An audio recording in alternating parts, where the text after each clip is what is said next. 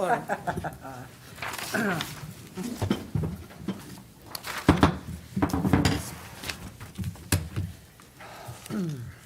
like to call the Town of Rocky Hill Planning and Zoning meeting. This is a special meeting dated January 18, 2023. First item is the public hearing. That's a continuation. Do you want to? Yeah.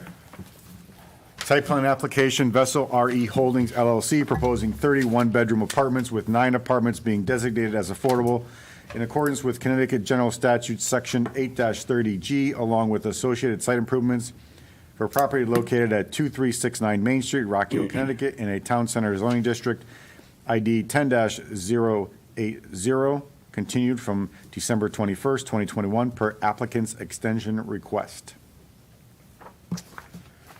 We have applicant presentation. Yes, thank you, Mr. Chairman. Good evening, Mr. Chairman, Commissioners. Nice to see you again. Happy New Year. For the record, my name's Andrea Gomes. I'm an attorney at Hinckley Allen, and I'm here tonight on behalf of the applicant.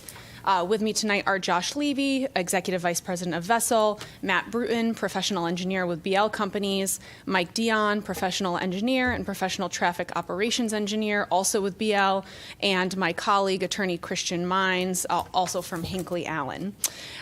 Before we dive into the various revisions and pieces of information before the Commission tonight, I do have a few, I'll call them housekeeping items to address.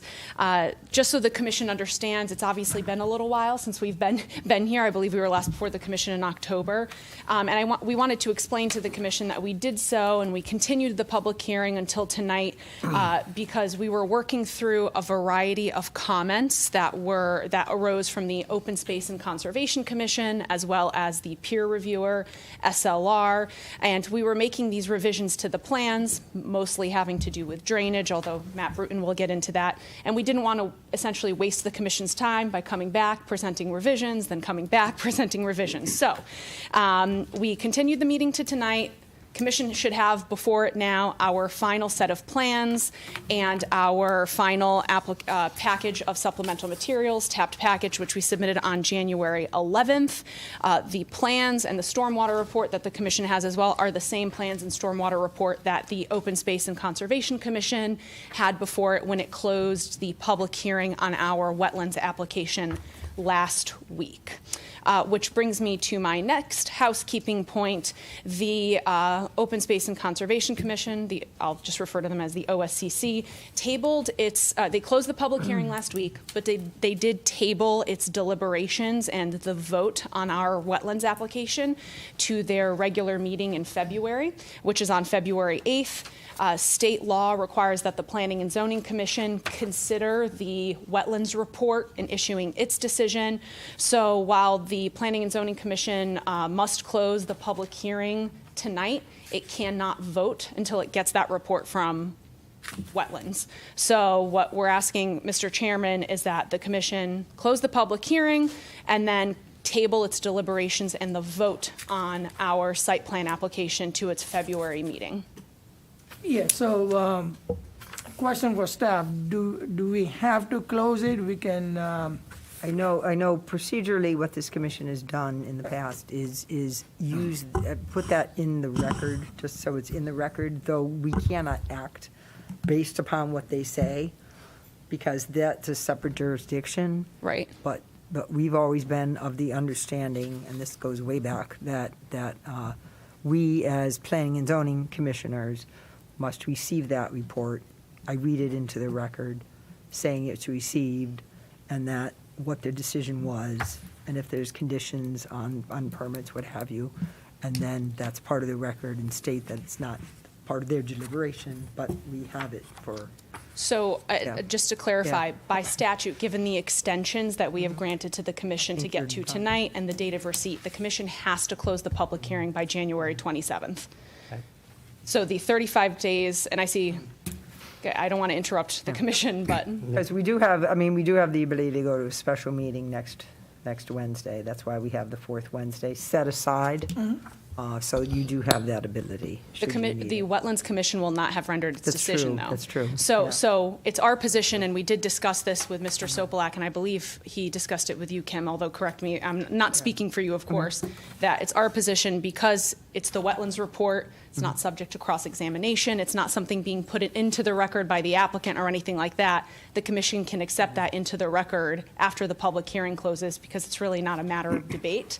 But the public hearing has to close technically by January 27th by state law. So unless the commission, You could- I just want to point out that the two extensions that we've extended this hearing were at your request, not our request. correct. So the 60 days that we're delaying were not the fault of this commission.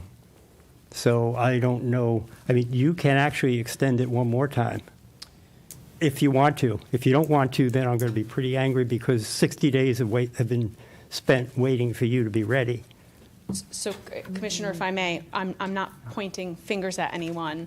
And the state statute is that the public hearing must close within 35 days of receipt, which was, and I don't have my calendar in front of me, but which was your October meeting.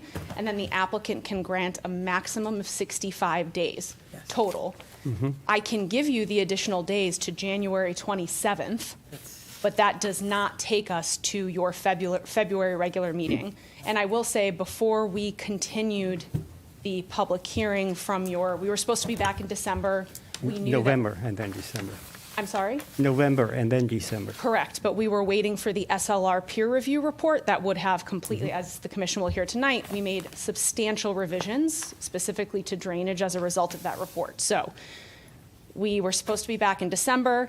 We ended up having a number of additional revisions we had to make as a result of the OSCC, Open Space and Conservation Commission, and SLR's peer review. So we decided, again, not to waste the commission's time, we'd make those revisions and come back tonight. We did consult with town staff. I know I spoke specifically with Mr. Sopelak before we issued that request for a continuance. I always pick up the phone and talk with town staff before we seek a continuance. So it was our understanding, and it's our position, and it's state law, frankly, commission needs to close the public hearing by January 27th. Today's the 18th. Wetlands will not be issuing a decision until February 8th. Commission will receive that report, into the record, and then issue its decision on February 15th. That's acceptable to the applicant, and we understood it was acceptable to town staff. There's no finger pointing here. It's just, it's just number counting. So technically, my understanding is that testimony and documents can only be received at a public hearing. Is that correct? Testimony and documents from the applicant and members of the public can be received during the public hearing, but matters that are not subject to cross-examination and technical assistance from your staff can be received, including the wetlands report. I've done this a number of times in other applications. So we can receive the report from the wetlands or the open space people outside of a public hearing, Kim? In the past, what we've done is we've received it during a public hearing. But Correct. I would, That's the way it's been for the 9+ years I've been involved. So I think, I would. I mean, we're not going to get it till February. right. Correct. So now the conundrum is for 65 days, And that's, I know the 65 day, that is correct. right. 65, yeah. So that's the state law where we have to. We can't change that. Right. Correct. And unfortunately, you can't give any more extension because of that. Correct. And you can go until 27. So I think, Because of all the extensions and the modifications, because of the peer review, I think the peer review put a lot of extra time Yes. into the process. so, It added an additional 2 months beyond what the applicant accepted, which was fine, that's part of the process, but that was something we had to respond to. okay. So, and again, to reiterate, Mr. Chairman, we did consult, and I'm not speaking for Ms. Ricci, but we did consult with town staff. The applicant has done this before, counsel for the applicant has done this before. We believe there is no issue in the wetlands report, because it's not subject to cross-examination. I can't challenge the wetlands report once it's in the record. So that can come in after the close of the public hearing. And it's not, well, and to that point, the wetlands decision is theirs, Correct. and it's nothing you have jurisdiction over. any of their conditions, you have nothing Correct. jurisdiction over. Correct. So, Yeah, the state law, and I apologize not to interrupt Ms. Ricci, state law is simply that this commission shall consider the report of the Wetlands Commission in issuing its decision. Doesn't have to approve, doesn't have to deny. Wetlands is a totally separate jurisdiction, so it's truly just the filing of the paper in the record. Yeah, I mean, so, Well, I don't I think guess there's it's any water under option. the bridge. Yeah. But, so in other words, and I'm just speaking hypothetically, an applicant can postpone, continue at public hearing 60 days. And then, 65. and then we have to finish everything within the next 5 days, is what you're telling us. No, Commissioner. you have 65 days.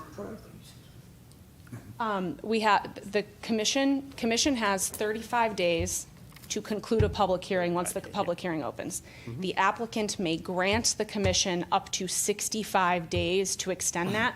What I tell our clients is that an applicant has a bank of 65 days. You can use it to extend any portion of the land use application process, but you have a total of 65 days. So extending the hearing to tonight, I think, brought us to 56 days or something along those lines. We do not have enough time to extend. Once the commission closes the public hearing, it has 65 days to render a decision. We're just requesting that and that's by statute.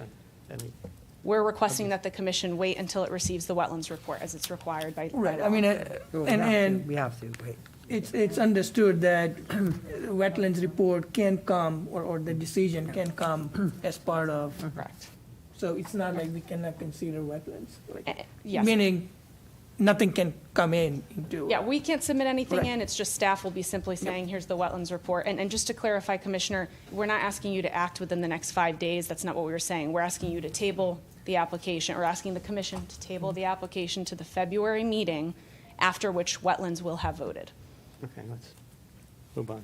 Yeah, that's the soonest that this commission can act on Correct. it. Yeah. Correct. All right, Okay. And then, not to beat a dead horse here, but just to clarify while we're on this point, and this does sometimes come up, and I bring this up now because once the public hearing closes, the applicant, including counsel for the applicant, can't put any testimony or answer any questions for the commission. So hypothetically speaking, if the OSCC does deny our application for a wetlands permit, to be clear, as Ms. Ricci just indicated, this commission has a separate jurisdiction. It has a separate charge under 830G, which I'll come back to at the end of the hearing. This commission's not obligated to deny this site plan application just because wetlands denied the wetlands application. The 830G standard is what dictates this commission's review, so I just wanted to make that clear. And I mention this only because I've seen some commissions confused and feel that they need to deny zoning just because wetlands has been denied, and that is absolutely not the case.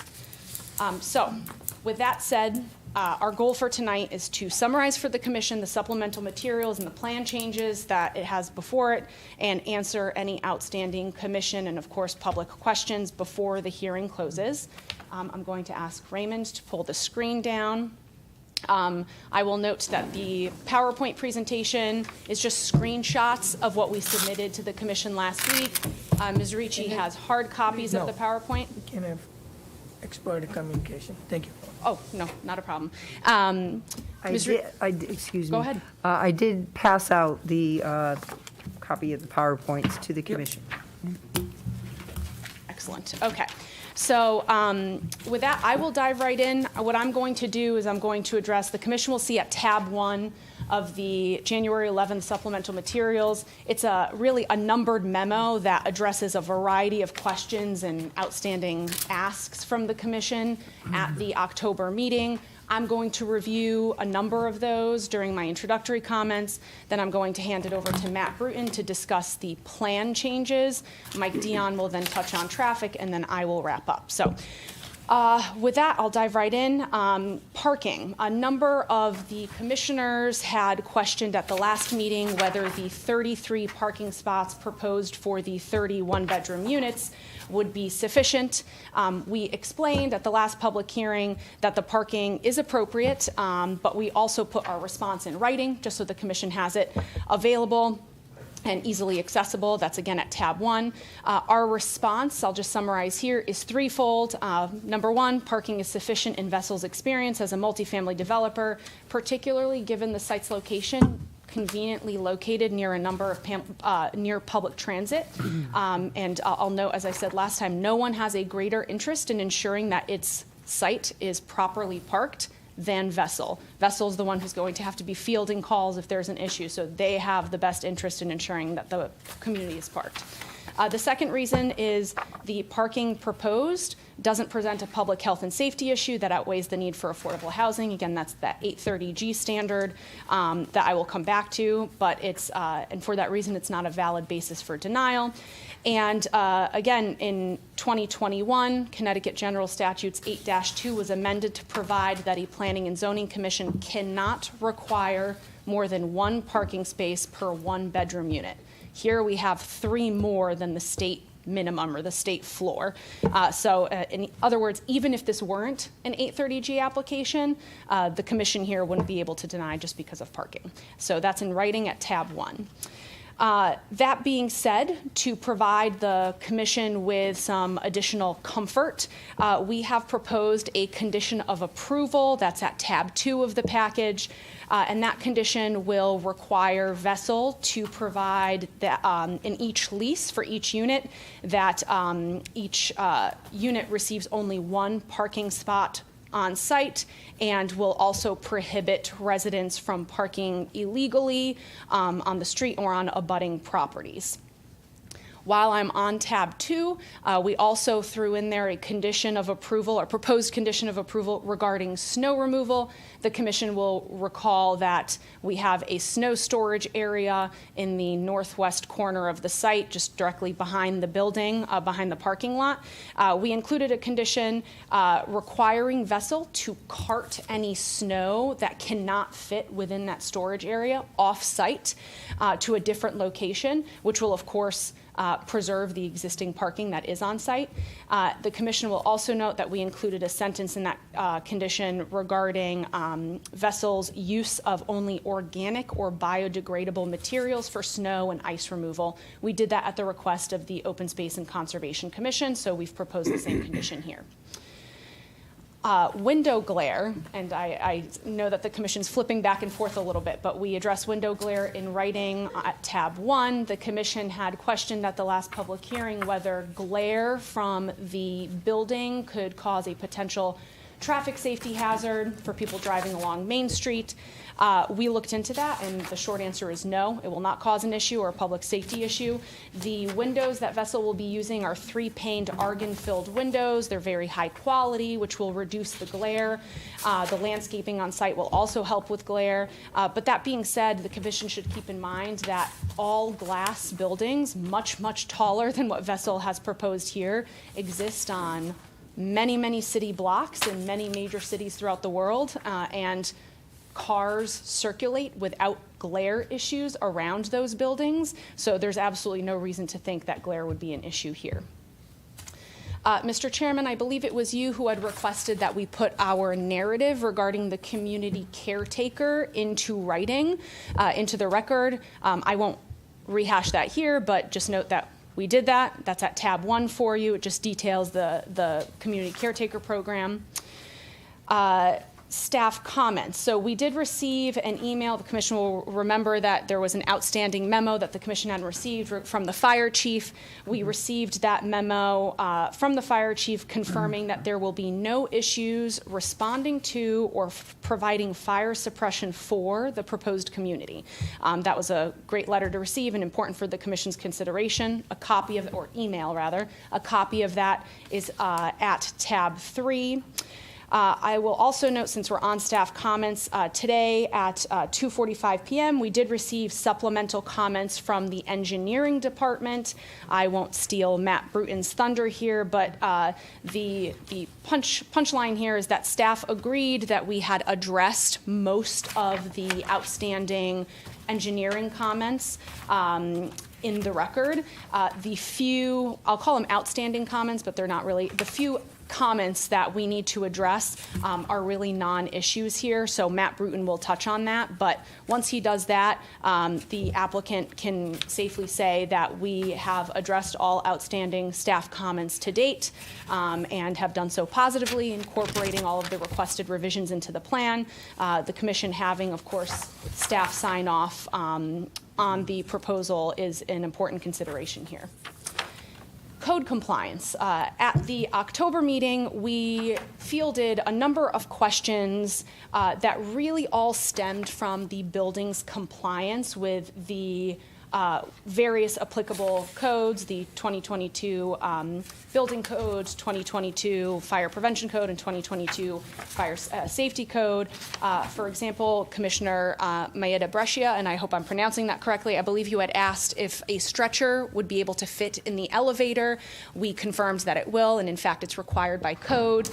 So we have addressed that in tab 1 of the supplemental materials. The commission asked if we have ADA units. We do. We will be providing 3, again, as required by the code. And lastly, the commission inquired as to the fire rating of that screen along the front of the building. We included that spec sheet for the commission's reference at tab 12. The short of it is that the screen complies with the relevant fire and smoke development tests. So I believe those were the outstanding, I'll call them code compliance questions. For a belt and suspenders measure, if you will, we provided to the commission at tab 7 a letter from Bob Desmarais, a consulting professional engineer for Vessel, confirming that the building as designed complies with, again, the 2022 Connecticut State Building Code, State Fire Prevention Code, and State Fire Safety Code. Of course, as the commission knows, code compliance is typically left to the building permit stage. It's not often hashed out here at zoning for obvious reasons. But again, the commission has, for its comfort, the letter from the professional engineer stating that the building as designed complies with code. Of course, that will be confirmed by Rocky Hill's building official prior to the issuance of the building permit. I will actually go to slide 3. The commission had inquired at the last public hearing regarding the trash receptacles proposed for the property. Again, stealing a little bit of Matt's thunder, but there were originally 6 proposed on site. We have updated that now to 10 receptacles on site. Commission had asked about what they could look like. We just provided some examples. These are not necessarily what we'll be putting on site, but they are enclosed. We're going to try and make them attractive and in line with the design of the building. So we just provided some samples here of what the enclosures will look like. Matt will point that out to you on the site plan once he gets there. Also, the commission had asked how the trash will be emptied, given the size of the site. We confirmed that the vessel will be engaging a trash contractor to come to the site and empty the bins by hand, and recycling as well. At tab 13 of your package, I included for the commission's reference 2 articles, 2 news articles that I believe were relevant to the application. The first is actually an October 2022 Connecticut Mirror article regarding an 830G community called Griswold Hills, just one town over in Newington. And I included that there because the article highlights the need for affordable housing in Connecticut. By the article's estimation, a shortage of 85,000 units, and notes the benefits of 830G as one of the tools in the toolbox to close that gap. And you'll also see some nice stories in there about how the residents really enjoy living in a mixed community like that. It's a good article for the commission, and it's right over the town line. The second article I provided was also from October 2022. It's a Wall Street Journal article. That one discusses the, again, skyrocketing demand for housing and the skyrocketing construction costs associated with building nowadays. And it highlights the need and the demand for prefabricated housing in light of those construction costs. The article actually highlights the applicant here, highlights Vessel as one of the pioneering companies working in this field. The commission may recall that Vessel has a community in Trenton, New Jersey, and the article, the Wall Street Journal article, quotes the mayor of Trenton as saying that the Vessel units are comfortable and impressive. So some institutional information there for the commission. The commission had requested an updated rendering of the proposed community that's up on the screen now. It's also provided in your packet at tab 10. And I will actually ask Raymond to go to the other PDF. I know, I had discussed with him. And we apologize, we just got these in and edited today, so the commission doesn't have hard copies, but an electronic copy has been submitted to Ms. Ricci for the record. Commissioner, I don't remember if it was Commissioner Zerilli, but someone asked for rendered perspectives of the proposed community from certain viewpoints. So that's what we're reviewing here. We have here, again, keeping in mind different consultants, so these are artistic expressions, if you will, but here we have the building you're standing on Main Street and you're looking northwest. And just to so the commission can orient itself, the red pin there is the location of the site. I don't know if the commission can actually see my mouse hovering on the screen, but the red pin is the location of the site. We're highlighting here that there's existing dense tall trees that we are not touching. Of course, they're on other properties that will help screen the proposed building from Elmwood and Ashwell. This is, of course, the view looking straight at the site. I guess you're looking west from Main Street. This is standing with the site pretty much at your back and looking across the street at the Ames property. The height, the important point here is that the height of the building on the Ames property is taller than what the Vessel building will be, just for scale. Again, just another view on Main Street looking north. You're looking at the site directly to your left or to the west. Those dense trees there that will again help shield the proposed building from neighboring properties. Here's that rendering. It differs again a little bit, but I believe perhaps it was Commissioner Hussey or Commissioner Lecco had asked for a rendering that showed more accurately some of the landscaping proposed for the site. So we've included that here. You have the street tree directly next to the building and I think they're Arctic firewoods, or I apologize, I can look it up. The plantings proposed for out front of the building is reflected on the landscape plan as well. The point here is that the height of the Vessel building will be at or below the existing tree line to the rear of the property or to the west of the property. And again, dense tall trees will provide coverage from Ashwell to Main Street. Here is the perspective from Ashwell facing Main Street. This is obviously a Google Street View, and because of those trees and because of the distance from Ashwell to the site on Main Street, you're not really going to be able to see anything. And at street level, you can't see above the trees or you can't even see the taller Ames building from Ashwell. So the specific request, that's again just context. The specific request from the commission, I believe, was view from Main Street beyond the dry cleaner. So we have that here. The smiley faces, the technical term, is where the perspectives were taken from. So I believe this is that blue smiley face. The view from the dry cleaners will not face the building directly unless you're at the corner. So again, from here you can't even see the Ames building, which is taller than our building, but given the trees and the location of our viewpoint, you wouldn't be able to see the building from that vantage point either. This is a little bit further up Elm Street, again, blocked by existing buildings, blocked by the trees. And I will just note for the commission here, that building to the right of the screen, that is the liquor store. We understand that's not reflective of what the liquor store looks like. It's just to orient the commission. But that is the building, the proposed building, standing on, I guess, the south east corner or so of Main Street and looking southwest. I will note that these 3 trees shown on the north side of the building right here, again, I don't know if the commission can actually see my mouse, but these 3 trees are not currently in the landscape plan because we're just not sure that they will fit. I will tell you, and we can put on the record, that Vessel's intention is that once the building is constructed, if their landscape architect believes that we can actually fit some additional plantings onto the site, we will endeavor to do so. We'll, of course, check in with town staff, but that's our hope. We want to construct the building and determine what would actually survive there, not just plant something. And that's why we didn't actually propose it in the landscape plan, because we're just not sure something can survive on that side. With that, I believe that is it. Yes. So I will ask Raymond to go back to the, thank you.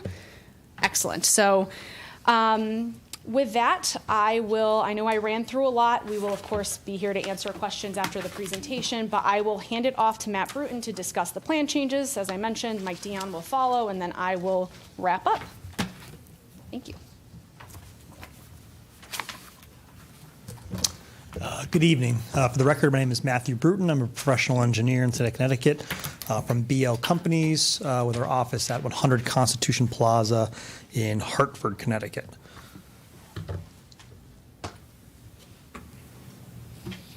So I'll go through a couple things. Obviously, there's been some changes on the plan sets, mainly related to the permitting process with your wetlands board. So I'll summarize those changes, and again, as Andrea said, I'll happy to answer any questions at the end. So a couple of the comments related to the wetlands board that have now obviously carried through here. So we had a peer review engineer, SLR, who ran through the plan set. Obviously, the main focus is looking at landscaping, grading, drainage, things of those nature. So there are some revisions on the plan that I'll kind of walk through to show you. Some of the larger ones are related to, obviously, trash bins, which we said we've increased the quantity of those on the property. I can point those out. We've also updated the plans, including the landscape plans and erosion control plans, demo plans, to be reflective of the improvements that the Wetland Commission wanted in terms of clearing areas, grading areas, and proposed plantings, especially in restorations in the wetland and in the upland review areas.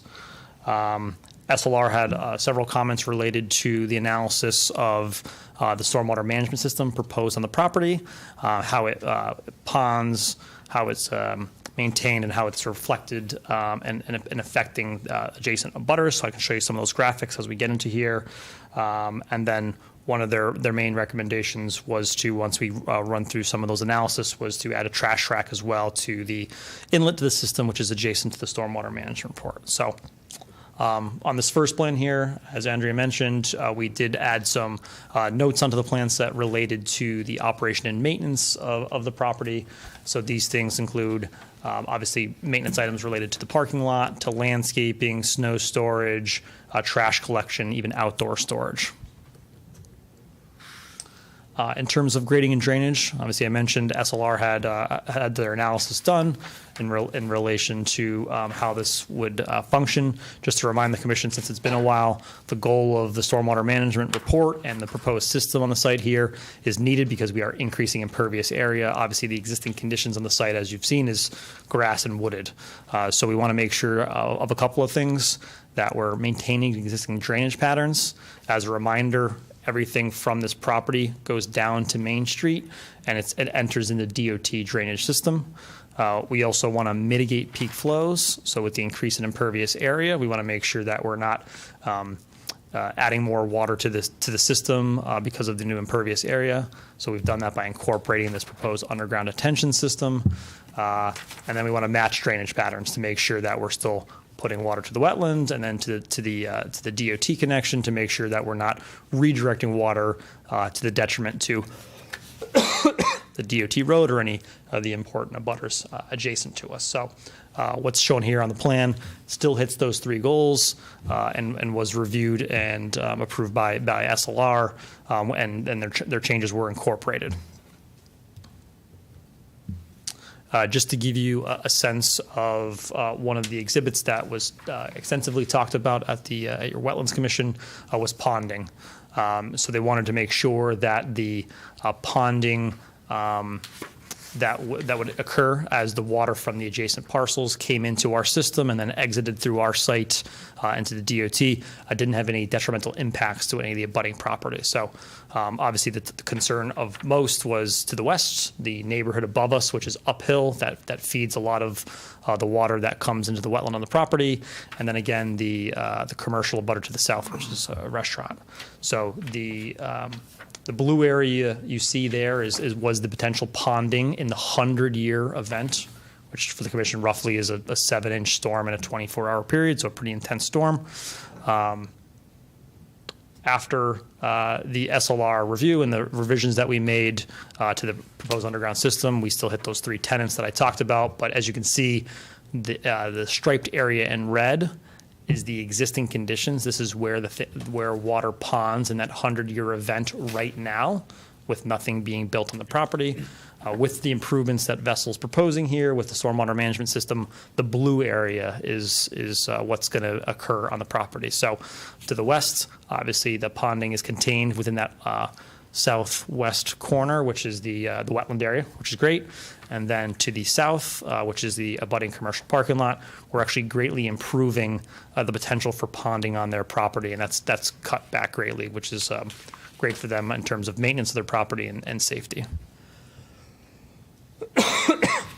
There were some minor adjustments to site utilities, proposed site utilities related to the building because of some of the revisions that we undertook related to the stormwater management system.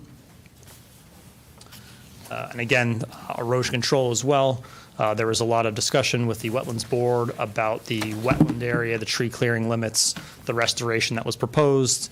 So this plan has been updated to include, obviously, as a reminder, some of the things is we want to make sure we include erosion and sedimentation control devices during construction to make sure that we're protecting the wetlands, the abutters, and the adjacent Main Street. So we updated erosion control matting locations, silt fence location areas, levels of clearing to be reflective to the concerns of the Wetland Board and the peer review engineers associated with that.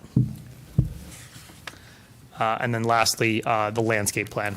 There's obviously a lot of discussion about wetland restoration area, especially in that upper left-hand corner of the plan related to the changes.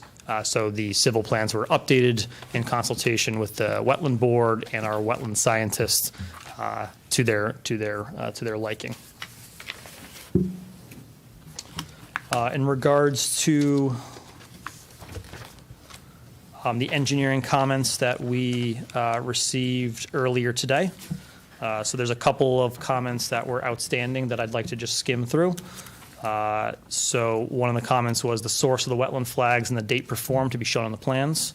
That's obviously something that we can add. Obviously, you guys will see the reports that have been submitted to the Wetland Board.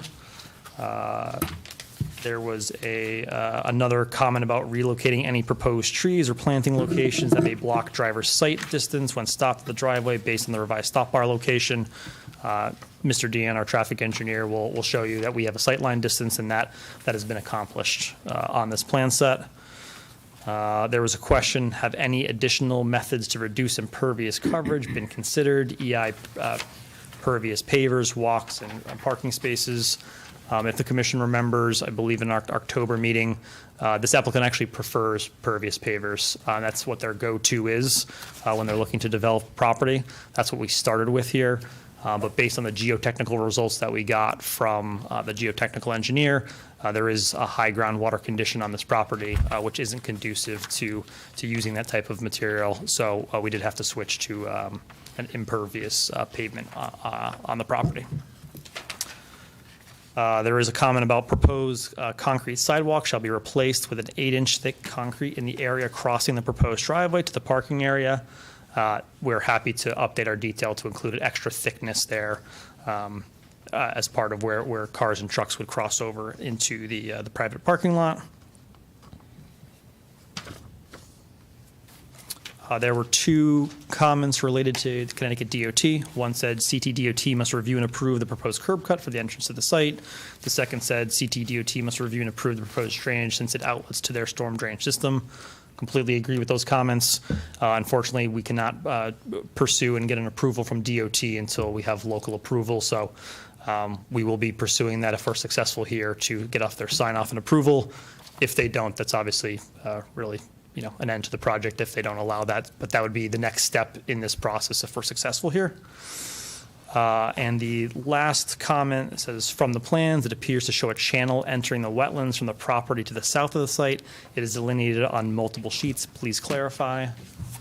This is part of the discussion with the Wetlands Board. Let's get to a plan here. So, see if you guys can see this. You see my mouse? So on the southern abutters property, there's a grass strip between our property line and the edge of their paving, their curb line. There's a little bit of a swale on that property that comes to our corner where the water is accepted by the DOT pipe and goes into Main Street.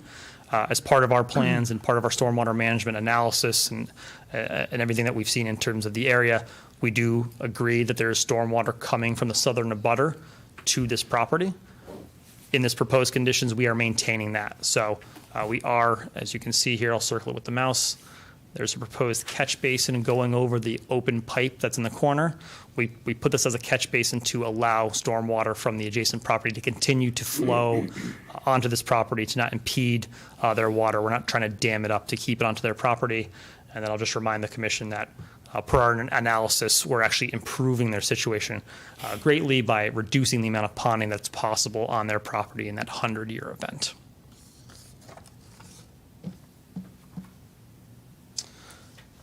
Let's see. So just a recap of stormwater and some of these things. Reminder that we're still providing a system that is in general compliance with the 2004 Connecticut Stormwater Quality Manual. We're maintaining existing drainage patterns, mitigating peak flows, and providing 80% TSS removal, which is the total suspended solids, to making sure the water hits the manual's requirement for cleanliness before it's discharged off the property. So my professional opinion, the plan, if it was built to the application you see in front of you, will operate and with no any public health or any safety concerns. So I'm happy to answer any questions you guys have. I'm not going anywhere, but I think I'll pass it on to, landscape plan. This one here. Right, I see. One moment, Mr. Chairman, if we may. And actually, I can just touch on this, and then Matt can, for the record, Andre Gomes, counsel for the applicant. The commission had requested what we're calling an annotated landscape plan, basically some visuals to match the plantings proposed for the site. In addition to the perspectives we showed earlier, we've done that here. And those plantings that I had referenced at the front of the building, directly at the front of the building, they're Arctic fire red twig dogwood. So I got the Arctic fire part right. I just didn't have the total name. So the commission has the photos of the planting here to be able to visualize some of the landscape plan. And with that, we'll just turn it over to Mike Dion.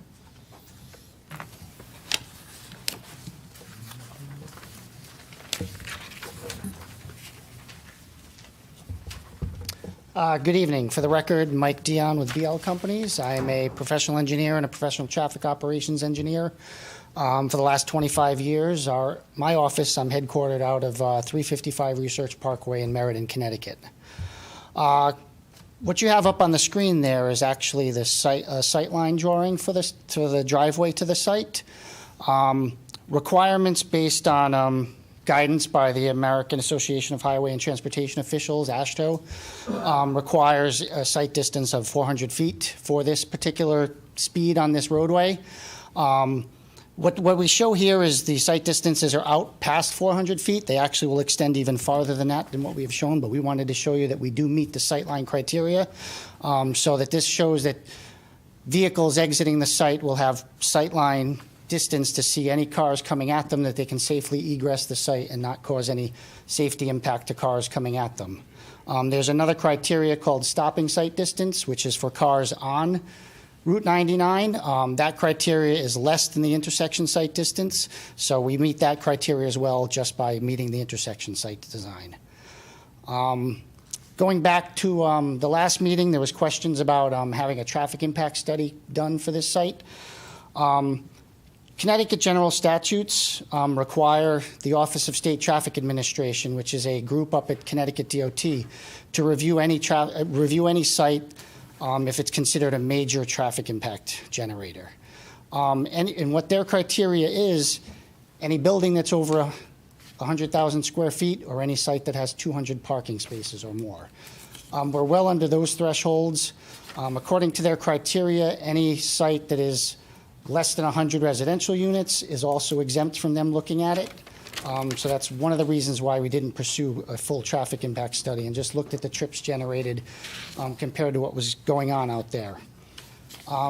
If you were to do a traffic impact study, there is the Institute of Transportation Engineers, ITE, which is the Bible for doing traffic impact studies and trip generation. Their criteria also is if you generate 100 or more new trips at an intersection, that's how you base your limits of your traffic study. So if you had a site that you would go out as far as you generated 100 new trips at an intersection, that's their criteria. Connecticut DOT adds an additional criteria that if you add 50 left turns to an intersection, they want to take a look at it.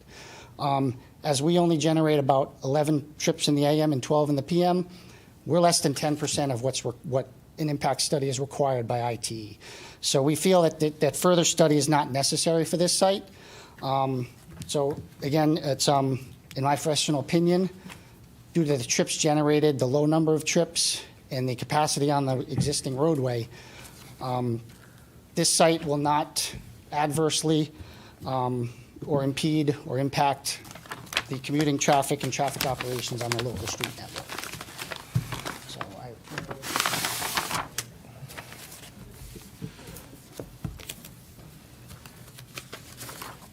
And then lastly here, I think at the commission's request, you guys were asking for truck turning vehicle movements on the property. So there's two scenarios here. Obviously, we're not expecting a normal commercial development. You'd expect a WB 67 and 18-wheeler. It's not the case. Not an appropriate vehicle for the type of residential use here. So obviously, we're showing a passenger vehicle and an SU30, which is more of a box truck, similar to Amazon or FedEx type package delivery.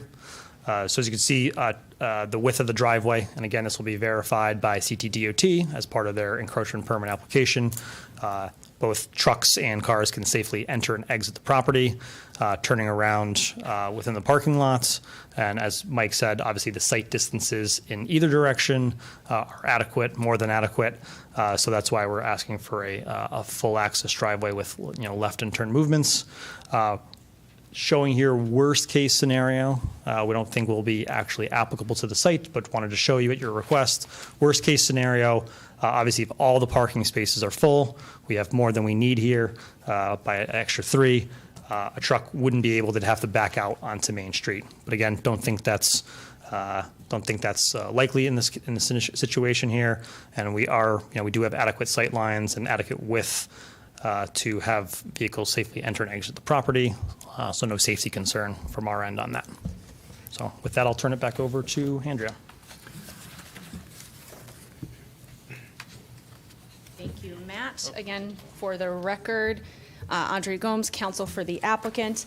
I did just want to touch on a couple of things that Matt and Mike said, just so the record is clear. With the revisions that we made to the plans, including the trash rack and things like that, we had satisfied the engineering-related comments submitted into the record by SLR, the peer reviewer for the Open Space and Conservation Commission. So the commission here has essentially the sign-off from town staff, and we satisfied the peer review reviewer engineering comments with all of the revisions to the plans. Also, just it is a little hard to follow. Mr. Bruton, Matt Bruton, was going through, again, these are the engineering comments that we received this afternoon at 2:45 p.m. Those are actually the September 12th comments, the same September 12th comments that we received from engineering for this application.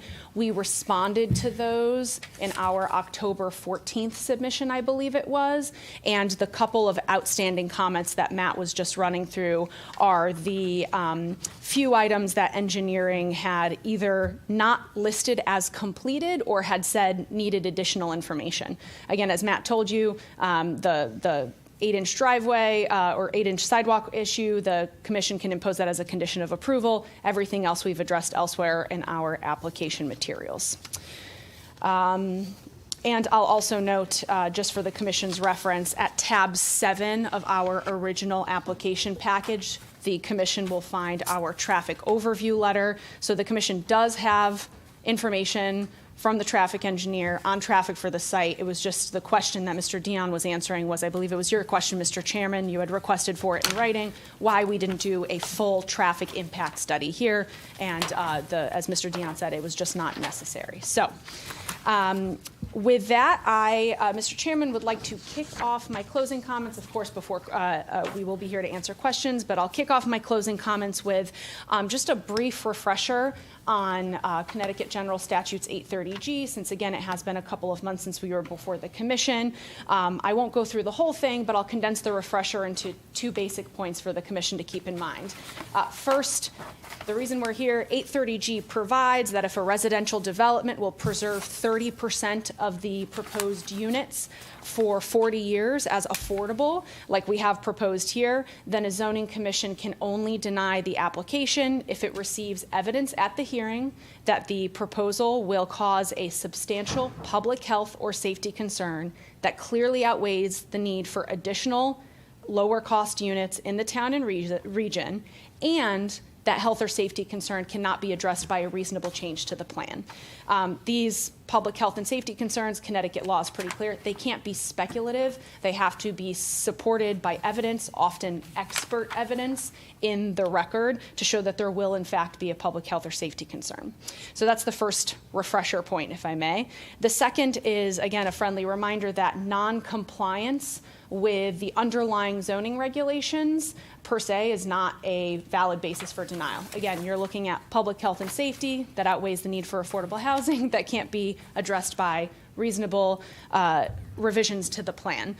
Zoning regulation compliance is not a basis for denial. So given the review standard for 830G applications, the commission should approve Vessel's application for site plan approval for 2369 Main Street. Put simply, looking through the record and all the materials the commission has before it, the testimony that the commission has heard, there have been put into the record no substantial public health or safety concerns in the record, so the applicant is legally entitled to an approval.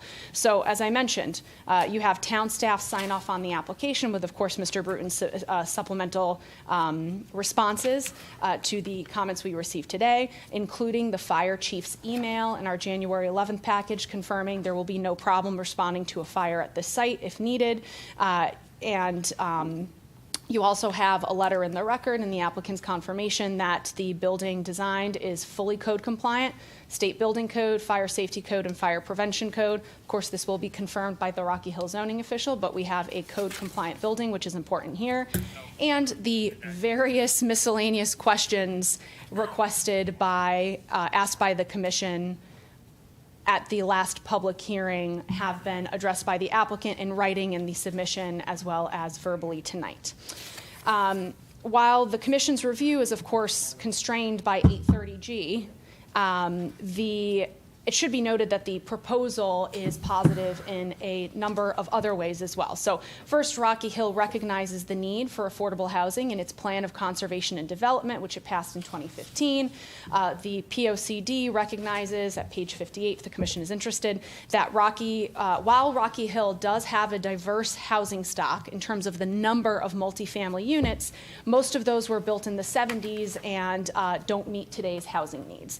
On that same page, POCD POCD specifically recognizes need for affordable housing. So Vessel's proposal here, again, POCD is not binding on Vessels, but the proposal nevertheless helps the town of Rocky Hill further its POCD goals.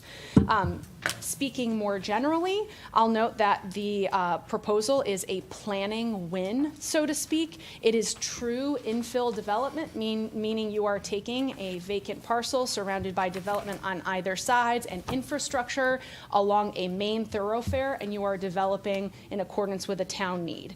So that's a planning benefit for the town. There is public transportation located nearby, just north at the intersection of Main and Elm Street. The area is walkable, and of course, the need for affordable, diverse housing in Rocky Hill and the region has been well documented by the applicant throughout this public hearing, and that will certainly be addressed by this proposal. All in all, Mr. Chairman, Commissioners, we have a legally compliant, beneficial, multifamily community proposed for the right site in a community that needs the housing. The Commission should approve. With that, I will thank the Commission and staff for its time and its patience. I know we've run through a lot. We are here, of course, to answer any questions. Thank you. I will open up the, Public comment? the podium to the public who would like to address to the commission on this proposal. And, I just, for housekeeping, just want to make sure who the commissioners that are seated today is Commissioner Brescia, Commissioner Hose, myself, Commissioner Zarelli, and Aglico. Thank you.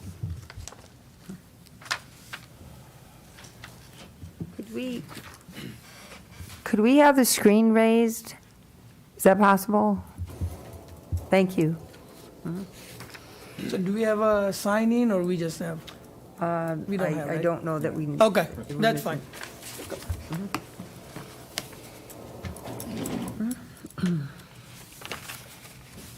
Mr. Chairman?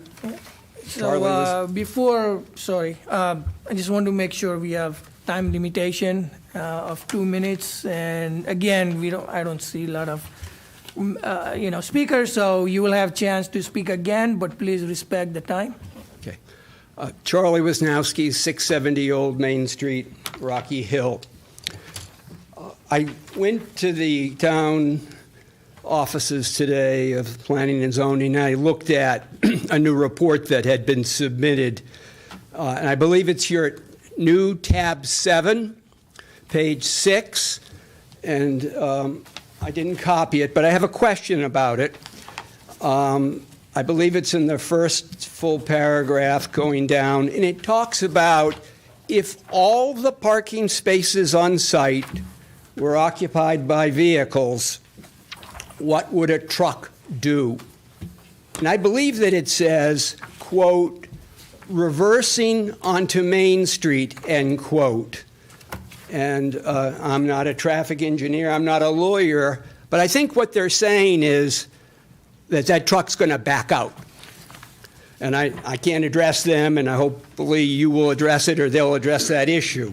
So I believe reversing onto Main Street means backing out because they're not physically able to turn a trash truck or the types of trucks that are used in Rocky Hill to deliver packages, of which there are a great number, FedEx, the brown one, all that. They're very long trucks. They're not some trucks that are from where the lawyers live. They're trucks that are on the four corners of this application, that will be on the four corners of this application.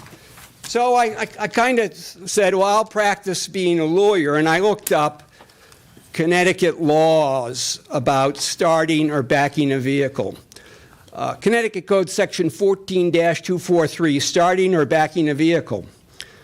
No person shall move a vehicle which is stopped, standing, or parked unless such movement can be made with reasonable safety and without interfering with other traffic, nor without signaling as provided by Section 14-244. So there are some Connecticut laws that concern that. And I said, well, what's been the experience about backing trucks? Well, it's fascinating that there's thousands of law firms who want to get your business for backings of trucks. So I'm going to read you very briefly 4 items. They get shorter as I go, and that's all I'm going to say. Though it may seem like a minor thing, backing up is one of the most common ways that delivery truck drivers cause crashes. In fact, according to a study by the National Highway Traffic Safety Administration, more than half of all accidents involving large trucks are caused by backing up. There are a number of reasons for this. First, deliveries are often made in tight spaces, such as loading docks or parking garages. This can make it difficult for drivers to see behind them. Second, delivery trucks are often carrying heavy loads, which can make it hard to control a vehicle when backing up. Finally, many delivery truck drivers are under time pressure to make their deliveries on time. As a result, they may be less likely to take the time to back up slowly and carefully. These factors all contribute to the high rate of crashes caused by delivery truck drivers backing up. Next, according to the National Safety Council, 25% of large truck accidents involve a truck driver backing up. The National Highway Traffic Safety Administration has found that there are approximately 300,000 injuries due to backing up accidents yearly in the United States, with 3,000 of these accidents resulting in serious or debilitating injuries and over 170 considered fatal.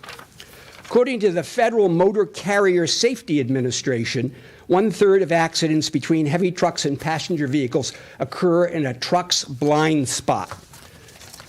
And finally, according to fleetowners.com, reversing is the most common cause of commercial truck accidents. Now, I don't know if that reversing word is the same as the reversing word on tab 7, page 6. A gentleman was up here, Mr. Dion, I think is his name, and he said that, well, they didn't do a bunch of studies, and they did a sight line about cars going north and south and all of that.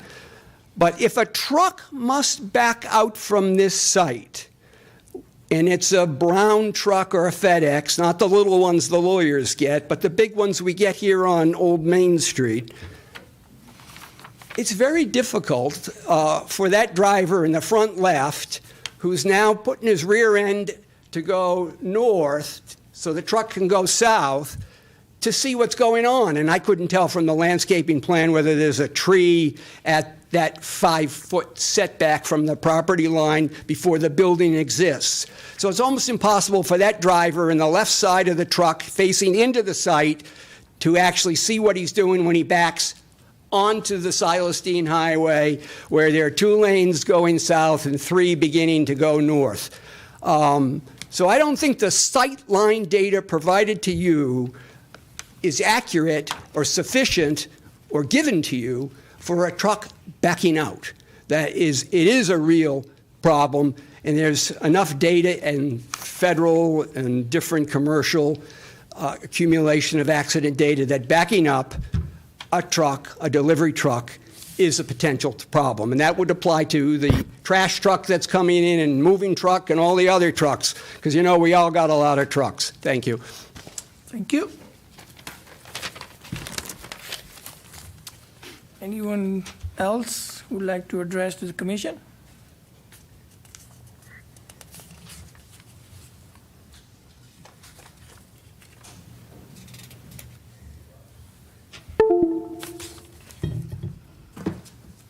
My name is Rhonda Janae. I live at 18 Elm Street. I border the property in question to the west.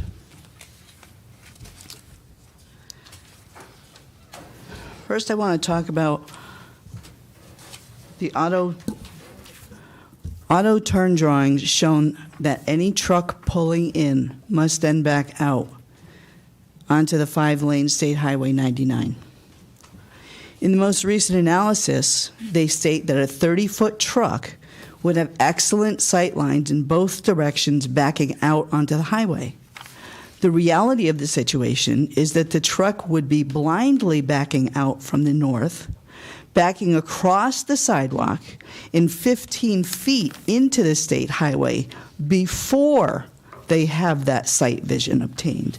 risking lives to pedestrians on the sidewalk, as well as drivers in both of the south lanes of the highway. Vessel, through Attorney Gomes, insists that after looking at financial analysis, it's not feasible to reduce the size of the building. The auto turn drawing isn't feasible for the safety of this town. Snow removal is another topic that has been skimmed over. As New Englanders, we know snowstorms cause school closings, business closings, including work and stores, which probably means a full parking lot. The snow storage parking lot is mainly behind the parking lot, the west side of the parking lot, with a smaller storage area on the south to the north. The reachable space in this area is approximately 228 square feet. The driveway portion of the parking lot is approximately 195 feet to drive through it and 24 feet wide. The plow can only drive straight in, swiping the driveway. Let's say the snow is 6 inches deep. That's about 89 cubic yards of snow. That's equivalent to over 5 triaxle truckloads. I would imagine it would have to be removed. It needs to be placed with enough speed to get over the curb and slow enough at the same time so that it doesn't spill over into the neighboring lot and wetlands. They also talked about bringing snow off-site if possible, if necessary. Taking snow off-site requires a dump truck and a bucket loader of some kind. The questions that I have are, number one, where do you unload and park the trailer that the bucket loader is going to be on? And number two, how can the bucket loader load the dump truck? According to the auto turn drawings, everything has to pull in and back out. Clearly, there's no room for the dump truck to turn around, so it's facing the wrong way. The loader can't get to the rear of the truck to fill it. And it's illegal to back up on the highway, so that's not an option either. The dump truck can't pull out onto 99 and then back into 99. That's against the law. If the parking lot is full, which I believe we have to take this position, we must consider worst-case scenarios, not best case. There will be snow between each car, which causes slips and falls, which may also require an ambulance, which, again, would be backing out onto the highway blindly. Mr. Bruton explained to another committee that the parking lot would be sloped so that any melting runoff would melt into the parking lot to the catch basin to the southeast. Again, we are in New England, where things melt during the day and refreeze at night, causing another safety issue. They testified that no chemicals would be used in the parking lots, as it's a concern, and as it can get into the wetlands, including salt. With an off-site 10-hour-per-week maintenance person, it sounds like a lot of overseeing. The roof is flat. If anyone remembers the Civic Center collapse, they know that flat roofs need to be cleared. The property line to the north of the building proposed would be 4.5 feet. The property line to the east of the building would be 5 feet. The property line to the west would be about 2 feet from the parked cars. And from the south, it would be about 6 feet from the parked cars. That doesn't leave any room to clear the snow from the roof. About 8 years ago, we had a winter that was dropping 25 inches or more of snow per storm on us every 4 or 5 days for several weeks. We were in school that year until June 30th, I believe, because I worked for the school system then. I'd like some clarification specifically from Mr. Bruton, who originally stated that there would not be any solar panels used on the roof. Yet Mr. Levy is saying that there will be solar panels on the roof. That was never clarified. It's concerning something so simple can be contradicted by the same team. At the last Planning and Zoning meeting, I wrote a letter asking to delineate the trees that would be removed. One of the other council members echoed that request to no avail. I've heard it was going to be a clear cut, removing all the trees. I've also heard they changed their testimony that they were not going to remove trees except saplings and seedlings. Now I believe they may be getting crafty, stating removal of invasive vegetation.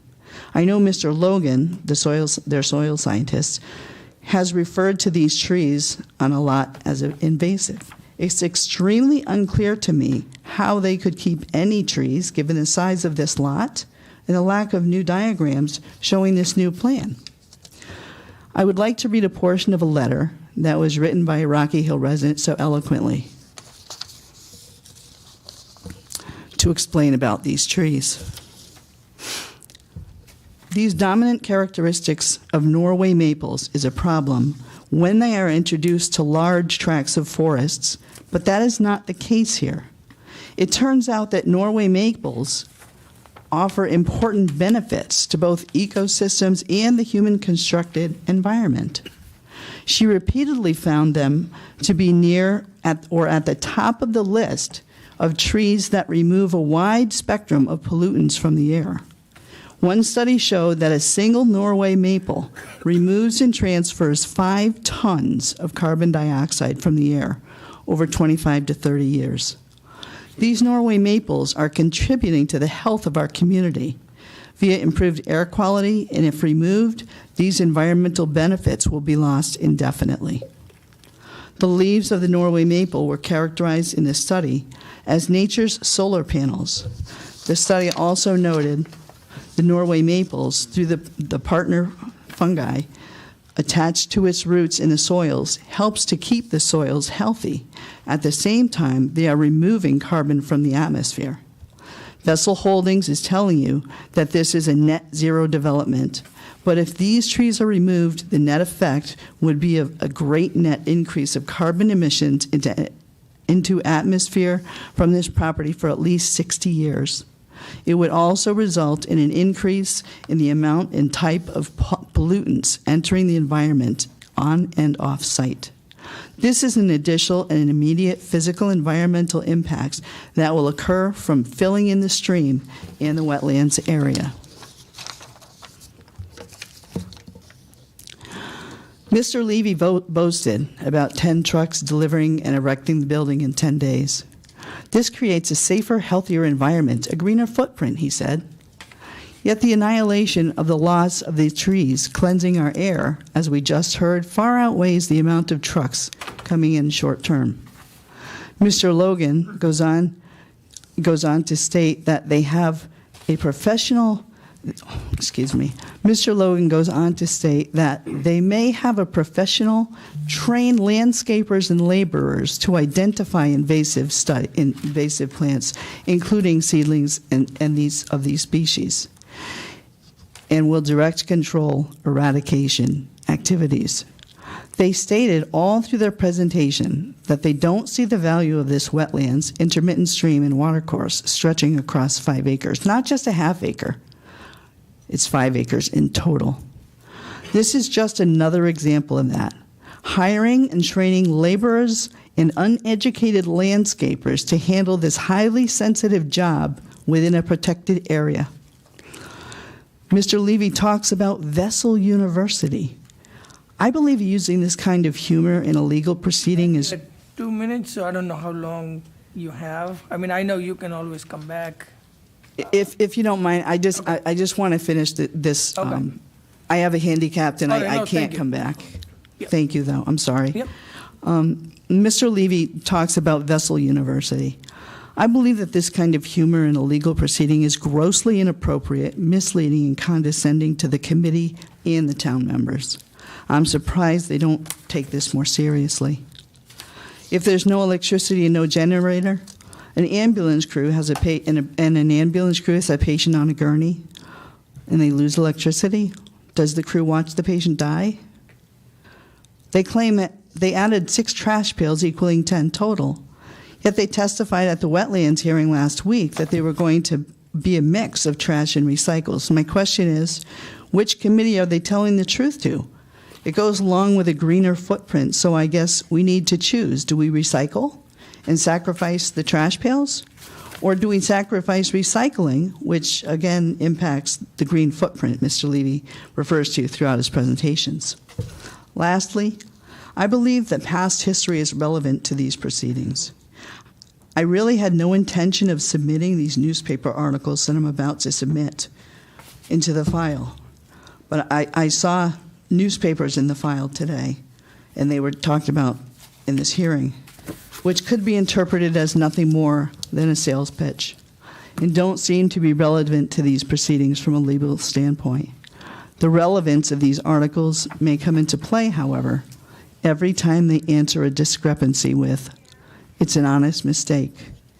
We can recheck our calculations. It was an oversight.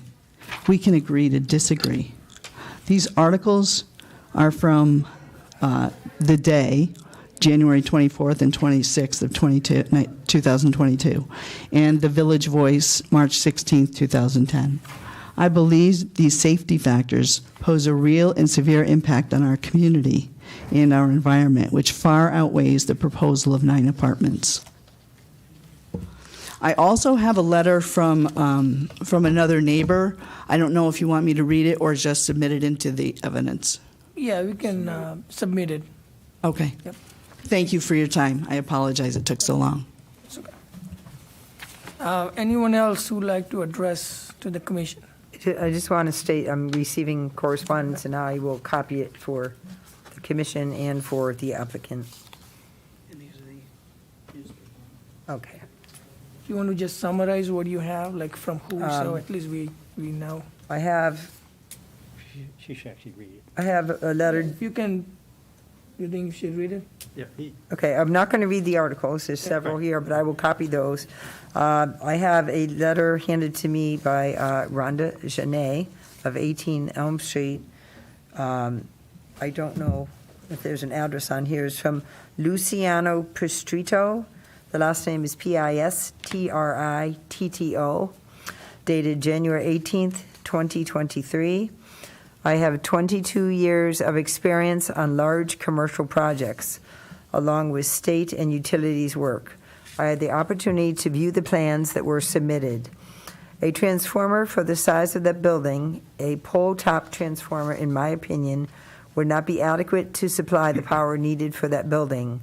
A pole-top transformer could only handle a 400 amp service, and according to the amount of units, I believe you would need about a 2,000 amp service, which would require a pad mount transformer, which the pad is usually anywhere between 5 feet by 5 feet by 36 inches in depth, and the primary pipes feeding that transformer. There could be no obstructions to them. According to the site utility plans, it does not show where the pad mount transformer would be, and there needs to be a variance for clearance so that adequate personnel could maintain or fix the transformer if needed.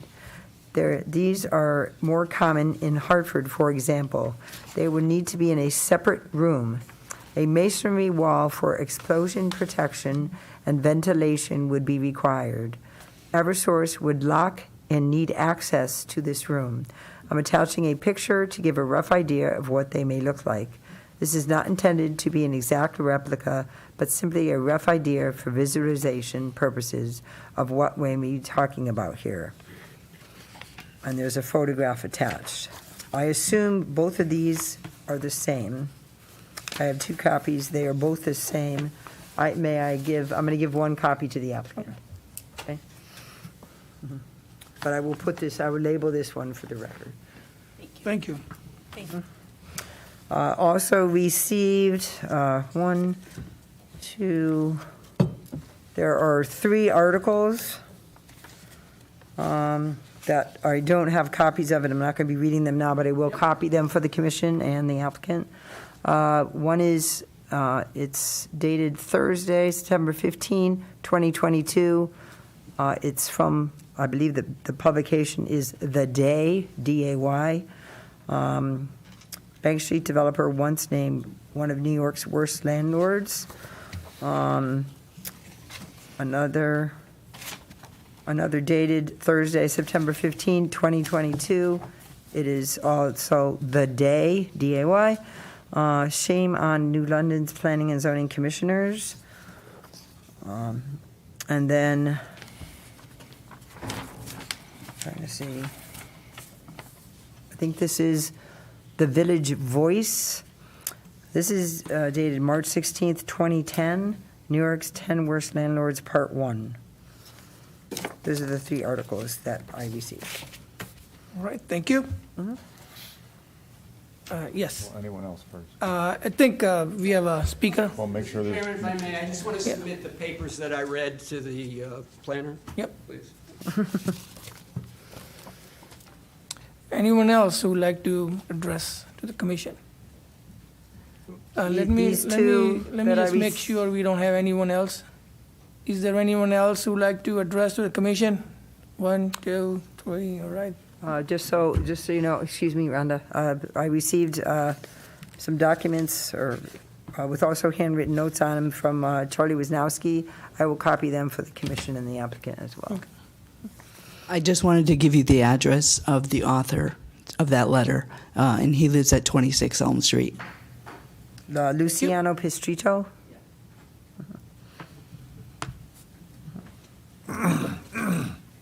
Thank you, Mr. Chairman, Commissioners. For the record, Andrea Gomes, counsel for the applicant. I am just going to ask the commission, I'm going to address some points that were made during public comment. I'm going to, of course, and with my team, answer the commission's questions, but I will ask before the commission closes the public hearing if I can have a few minutes to review the documents that were submitted by members of the public. Again, if we're closing the public hearing, I'd like to make sure that I review them and have an opportunity to respond if need be. So hopefully we can save that to the end. Going through in no particular order, Ms. Chenae noted that Vessel University is a joke. It is very much not a joke. It is a real thing. Vessel, the applicant, has what it coins Vessel University, which is a proprietary program for its community caretakers. Once a community caretaker, and Mr. Levy is here to correct me if I'm wrong, but once a community caretaker is accepted into the program, they go to Vessel University where they are trained by experts in a variety of essentially property management field, on what types of calls they may receive and how to respond to them. They will not be trained as electricians or plumbers or anything like that. They act as a property manager. So rest assured for the commission, Vessel University is very much a real thing. It was not a joke. The discussion about snow removal, and I'm going to ask Mr. Bruton to come up here in just a moment to speak to this as well. So the snow removal, and actually this applies as well to the truck turning exhibit that was also discussed by both Mr. Wisnowski and Ms. Chenae. The truck turning exhibit and the vehicle turning exhibit that the commission has before is a worst case scenario. It assumes that all 33 parking spots on this site are occupied and that a vehicle is pulling in and has to reverse or back up onto Main Street. We have testimony from Mr. Bruton, the engineer, one of the engineers of the engineering team that designed this site and looked at, in conjunction with Mr. Dion, the sight lines and the placement of the building and everything that goes into designing a site properly as an engineer, testifying for the commission that even with that movement, again, worst case scenario, it is unlikely that there will be no empty spots that a truck or a vehicle can use to back up, to turn around in, that even with that, with the excellent sight lines we have on site, there's no substantial safety or health issue with reversing onto Main Street, given the location of the site. Mr. Wisnowski discussed the statute that he had referenced. I didn't get the number, but I heard the phrase reasonable safety, and you have testimony from Mr. Bruton that this maneuver can be done with reasonable safety. Again, worst case scenario. Mr. Levy pointed out to me that the Institute of Transportation Engineers, Vessel, has relied upon the ITE, which notes that average parking for a one-bedroom unit is 0.66 parking spaces per site. You just tend to see less parking at one-bedroom communities, particularly if they are located near public transportation. So given the hours that deliveries would happen, given that you have 30 units here, it's highly unlikely that all 33 parking spots would be empty, or would be taken, excuse me, and a vehicle maneuvering on site could pull in and use that parking spot to back up. Same goes for snow removal. Again, we have the snow storage area designated on the site plan in the northwest corner of the site. The applicant has proposed that condition of approval, that if we cannot safely put all the snow that we need to remove from the site into that snow storage area, it will be removed from the site. The applicant has put that in as a condition of approval, and the applicant is entitled to a legal presumption that we will comply with the proposal as approved by the commission. There was discussion about the trash bins. Ms. Shanae commented that we're being inconsistent. We're not being inconsistent. It is 10 trash bins that are combined trash and recycle bins. They're dual bins. You could see that in the representative examples that I put up on the screen earlier tonight. And then I will just ask Mr. Bruton, while if I may, take those articles from Ms. Ricci to just take a quick look at them. I'm going to ask Mr. Bruton to come up and just talk about a little bit the truck maneuvers, just because I want the commission to hear it from the engineer of record. So, you know, I did paperclip the 2 exhibits. Yeah, so I think Andrea obviously summed it up nicely, but you know, in general, obviously the request of the commission was if the parking lot was full, right? That was the worst case scenario. We do have extra parking spaces. There's a handicap stripe space area. You know, truck could always wait on the property to make their delivery, the moving trucks, things of that nature. So the majority, all of the movements that we expect passenger vehicles and trucks to be doing would be to leave facing forward, right? But you guys wanted to see backwards facing up. Obviously, no one's going to blindly back into a road without being able to do so safely. So we think we have the sight lines as appropriate to look either left way or right way. But the intention is obviously this parking lot is not going to be full at all times. They have the ability to turn around within the parking lot to pull out safely forward. That's the majority of the movements we expect from the infrequent amount of trucks that would be providing here. Just wanted to reiterate that point. I'm happy to answer any further questions Commission has on drainage, landscaping, or anything else.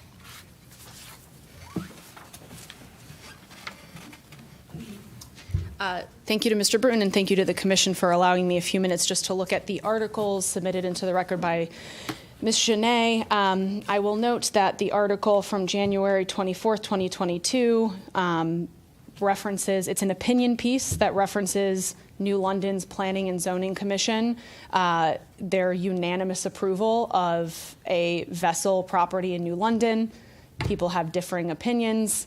It is what it is, but the commission did approve that application unanimously. Then there's 2 additional articles, one from 2010 from The Voice, and one from The Day in 2022. Talking about Neil Rubler, the CEO of Vessel. I'd say to the commission that this is absolutely irrelevant to the commission's analysis under 830G regarding this application. I will remind the commission that we are entitled to a legal presumption that we will comply with our application as approved, but the commission retains, of course, or the town retains through its zoning enforcement official enforcement authority. So again, I think these articles are completely irrelevant, and I'm not, I was just discussing with Mr. Levy the basis for, there's discussion of a settlement with Governor Cuomo and things like that. Again, completely inapplicable to the site plan application the commission has before it. But even so, if there were hypothetically a problem with the proposed community, then the zoning enforcement official of the town of Rocky Hill retains its enforcement authority.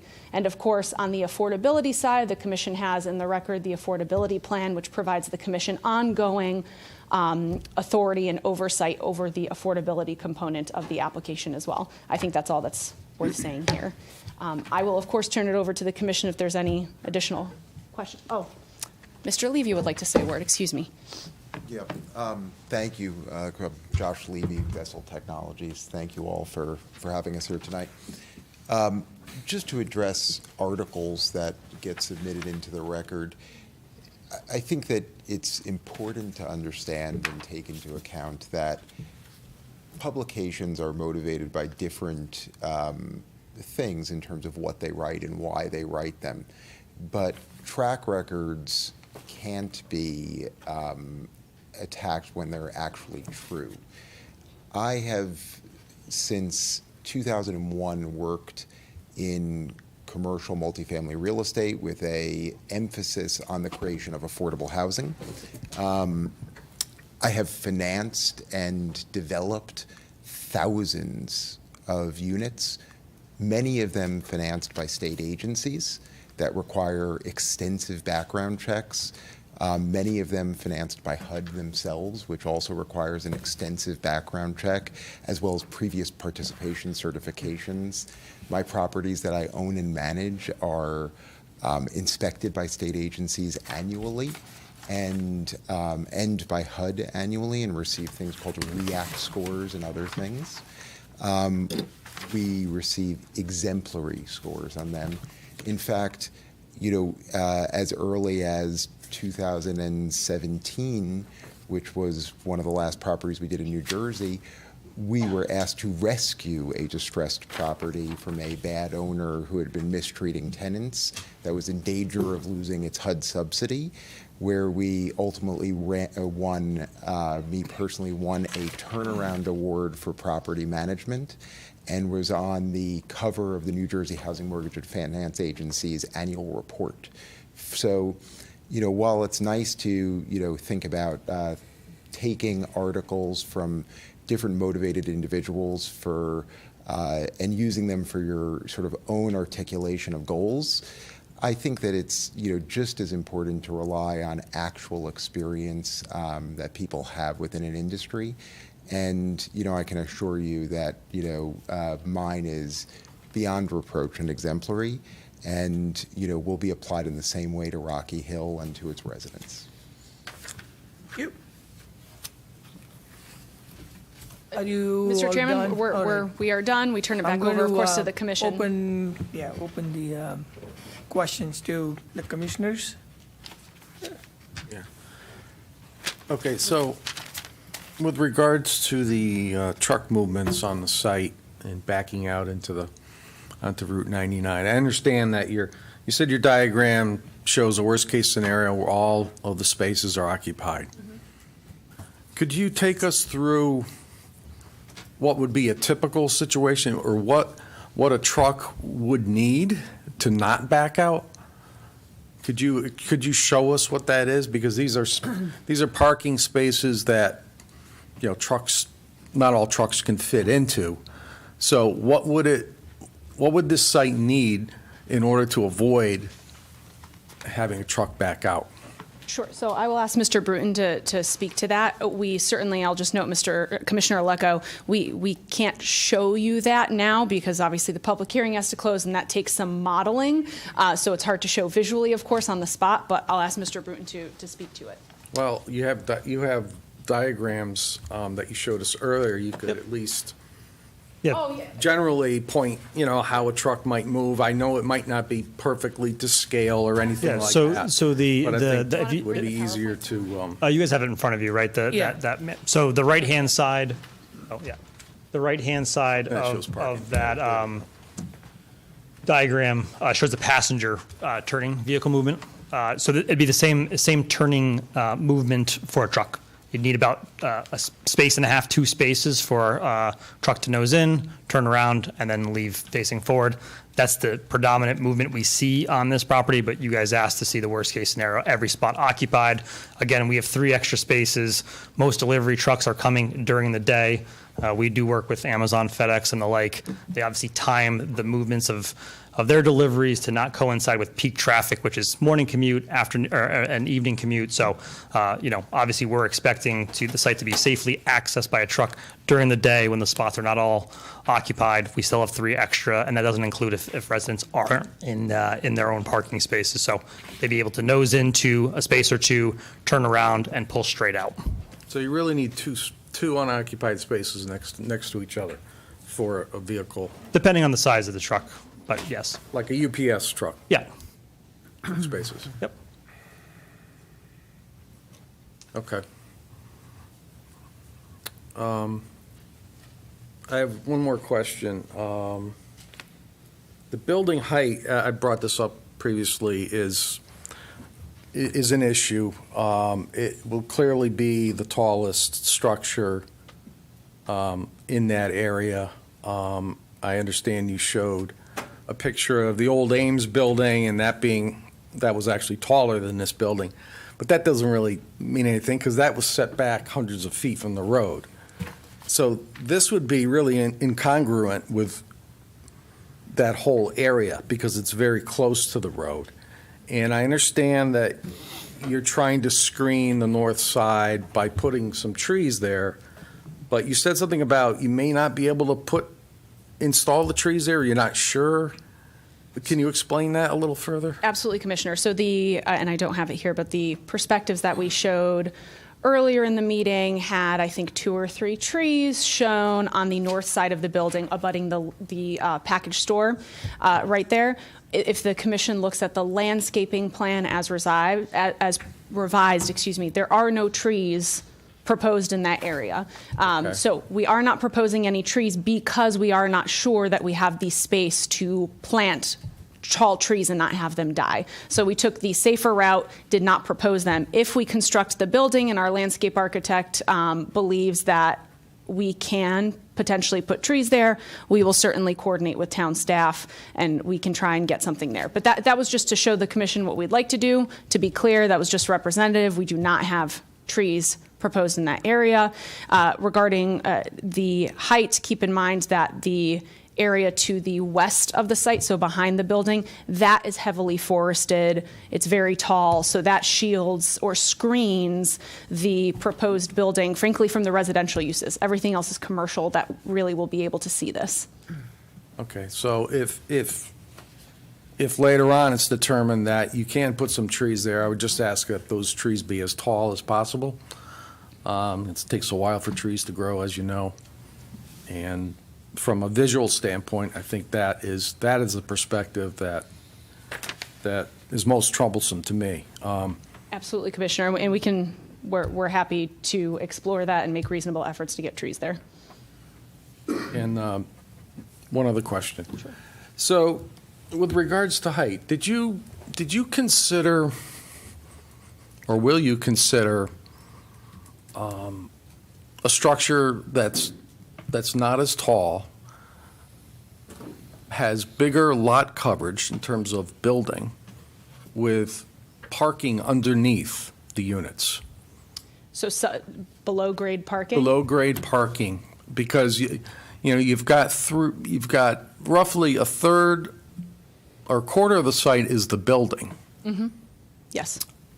You could increase your building lot coverage considerably by covering anything that's not wetland and have parking underneath. You may actually be able to reduce the size of the building, have more units,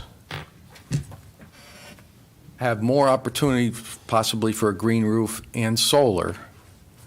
And since you don't have much stormwater infiltration on the site anyway, you could still put that underneath the parking.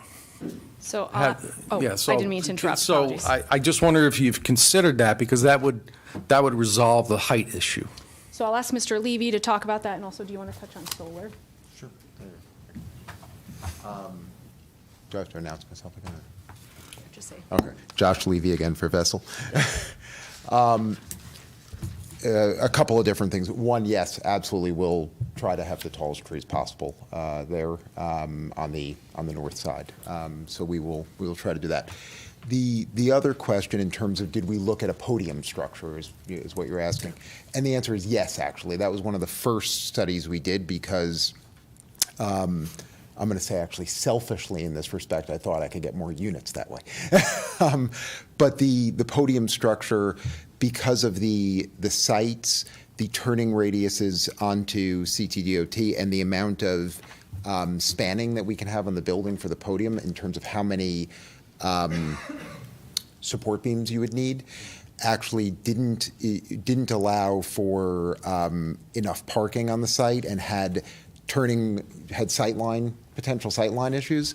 It also, in order to get the parking that we would need, resulted in more intrusion into the wetlands. And part of the site plan was to minimize intrusion into the wetlands so that we would not have a material negative impact on the wetlands themselves. So we did look at that in terms of, an option for that.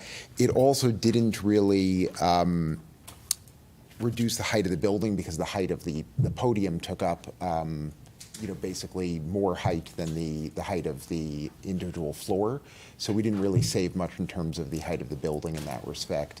And the ground floor, because of the way it was structured, would have looked, wouldn't have necessarily looked as nice from the perspective of the street level, which was another one of our concerns because of the way it would have had to be opened to the front of the street. So we did look at that. And then solar, the answer is yes, there is solar on the roof, and the solar it covers all of the common areas of the building. In addition, it will cover the tenant usage as well, so we provide an offset to tenant usage of electrical through the solar power. Just curious, how many units would you have gotten if you had gone with a podium structure?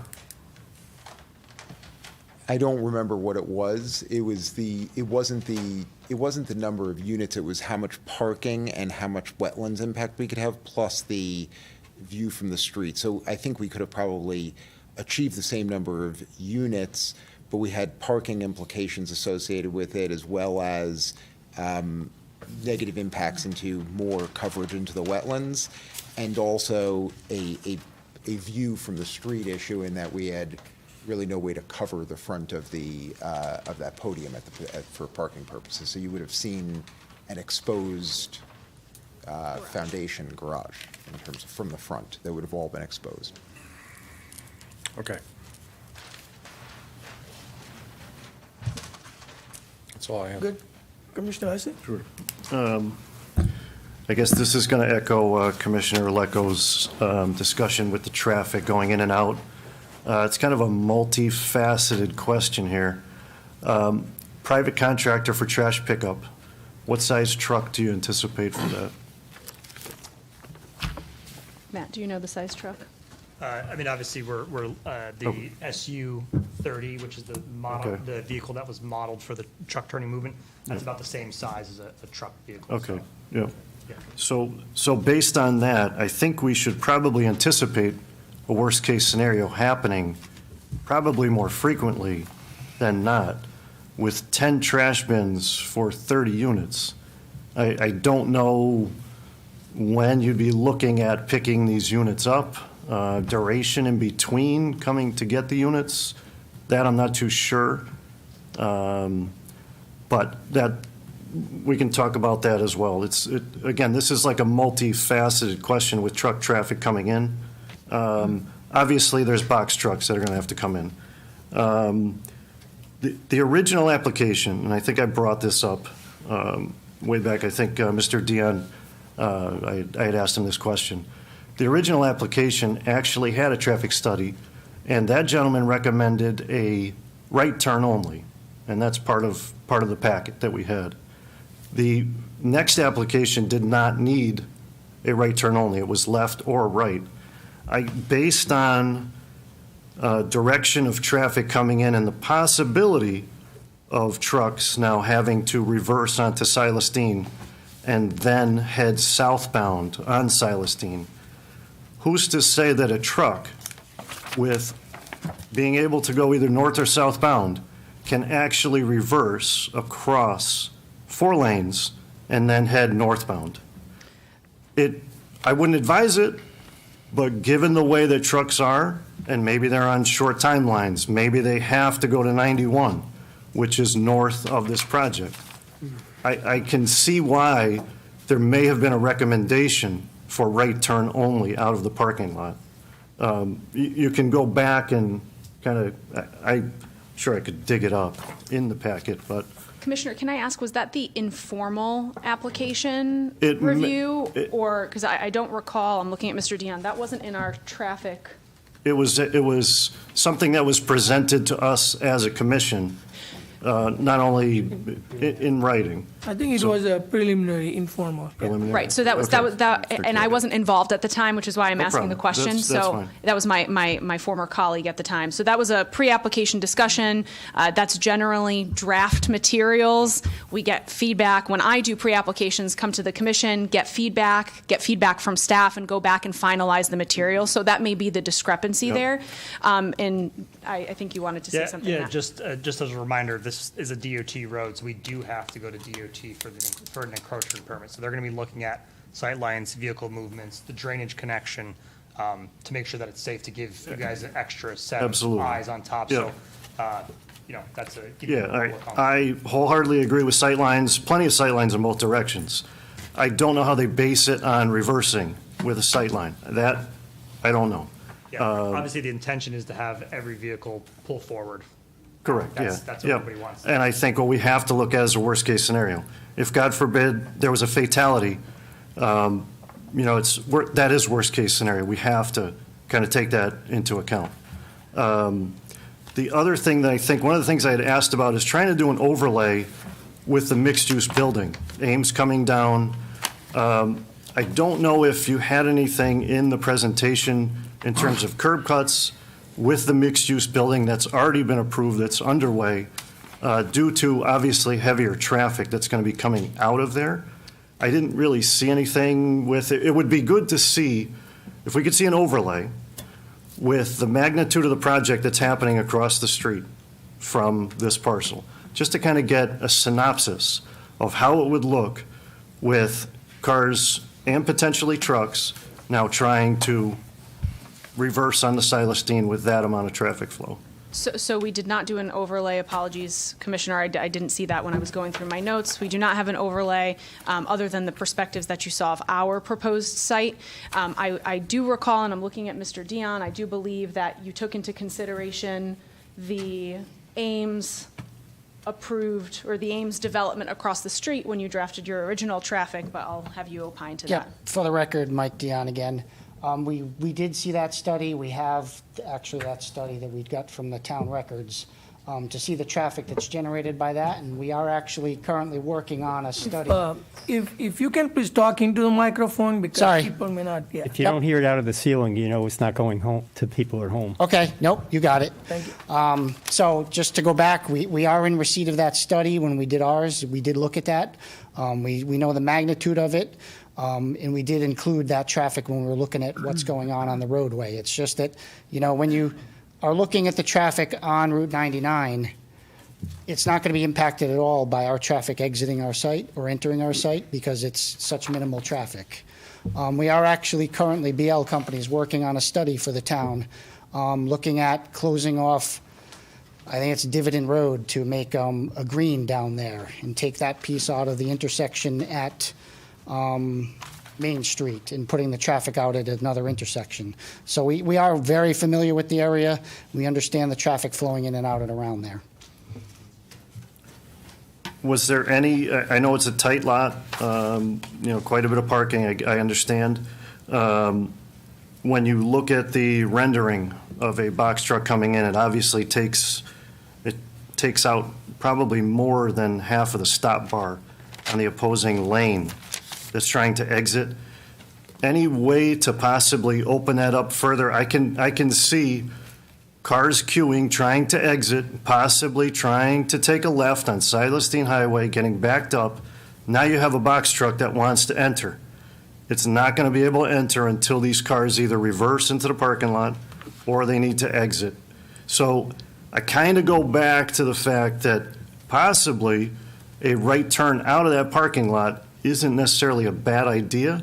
Again, you have to coincide with the other traffic that's, right now, Ames is just being demoed. Traffic is not a problem. But with that mixed use, that intensity, I can see cars trying to take a left, heading northbound to get backed up. Now you have a queuing situation. Now you have a possible box truck wanting to come in. They're either going to give somebody a really nice pinstripe down their car, or they're going to have to wait on Silas Dean Highway for a while. So I don't know if that was looked at. Yeah, I mean, obviously, any commercial residential driveway, obviously trucks of any size are quite large, so they take up a large amount of the width. We looked at putting something that's standard to what DOT requests in terms of the size and width of the driveway. So there obviously has to be some courtesy with people turning in and out and indicating properly and being courtesy to each other to provide safe movements here. It's just the nature of driving, unfortunately. Mike Dion again for the record, and I would just add to that you're looking at the peak hour traffic, and that's what we looked at is, the peak hour in the AM is when most of the cars are going to be leaving. You're looking at 9 cars leaving and 2 entering the site in that peak hour. So with 9 cars leaving, you're looking at 1 car every 6 minutes or so. You'll have less traffic coming in and out during the day. So yes, you could have the chance that a box truck and a car could be there at the same time. You would probably have to look at either, yes, that car waiting, backing up, but it's going to be very minimal occurrences, as I said, when you're looking at 1 car every 6 minutes or so, and that's in the peak time period. It'll be much less during the rest of the day. No further questions? Mr. Chairman, can I just have one moment to discuss something with my team, if you don't mind? Yes. Just one moment.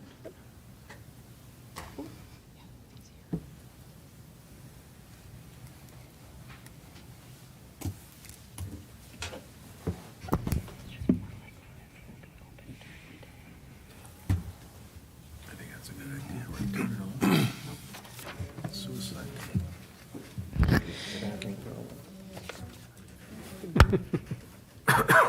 Please. So Commissioner Hussey, one of the things that just occurred to us, and I apologize, I had to check with our engineer, since I am not an engineer by any means, was what we can do, the commission recalls, we have 33 parking spots on site, and there are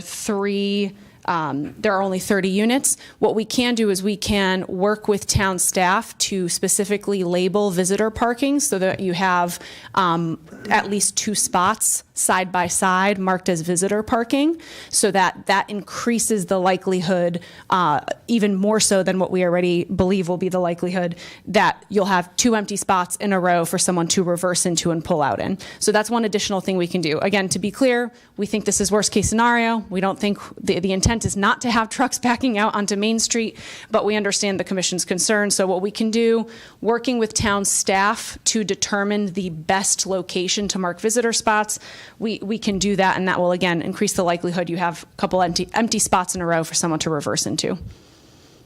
Something for the commission to consider. Absolutely. Yeah, depending upon the spot, it could be further in, and that may even promote a truck to be able to possibly turn around. Exactly. So we're happy. What I would suggest is that if the commission is interested in that, the commission can incorporate it as a proposed condition, as a condition of its approval, and include some language that says that the location of the marked visitor spots shall be determined by the applicant in town, in consultation with town staff, something along those lines, so that we're marking the visitor spots, increases the likelihood they'll be empty. And again, reminder, and I know I get deliveries at my house all day, every day, friendly reminder that a lot of people, the deliveries are specifically scheduled to be often during the workday, so morning until early evening, when a lot of other people the residents are at work. So you're likely going to have quite a number of parking spaces empty on site anyway. But again, we're happy to mark those visitor spots for the commission. Thank you. Commissioner Gligo. My turn. Yes. Not to harp on the backing up, but there was a couple comments made on what's legal and what's not legal. Can you confirm if backing into the property is illegal as well as backing out? I can't, I did not go into the Connecticut general statutes to confirm if there is any issue backing into the property. I will look to Mr. Dion, our traffic engineer, if there would be anything preventing someone from backing into the property. For the record again, Mike Dion. I do not know about backing into the property. I know there's no general statute or law forbidding somebody from backing out into the street. I don't know about backing into the property, though. I'd have to, If there was an accident backing out, the person backing out would be at fault? Because they're backing Yes. onto the road? yes. Okay. 8 feet 5 inches is the width of the parking spaces by 18? Is that correct? Correct. I believe that's what the town engineer noted, and it's in, not the town engineer, the engineering department noted in the comments submitted, we received today. So you need at least 16 feet, 2 spaces, to turn a vehicle around? Depending on the size of a vehicle. I know Amazon uses sometimes passenger cars or vans, you wouldn't Correct. need that space, but on a larger vehicle, yes. All right. Last question was, it was brought up by one of the speakers about utilities, Yes. CLMP. Do you have a sign-off from the utility companies that they can provide service? And if so, is a pole-mounted transformer? So we do have a will serve letter from Eversource. Correct. There's appropriate power in the area to supply the building. We don't have the final coordination with them in terms of where they would want something either pole mounted or pad mounted on the property. Obviously, that's a coordination kind of construction item that we get to as we get closer with the field rep. But if we need to provide a pole mounted one, we can provide that. If we need to do a transformer one, 5 by 5, I would imagine that going in the landscaped island adjacent to the south west corner of the building, and the landscaping work around it, that would provide a space for it and access for it according to their regulations. But I don't have a definitive answer besides that they have power available for the building. By the garbage up there. Garbage. That's all I got. Commissioner, I'll just note that you'll see the Eversource will serve letter at tab 6 of our October materials.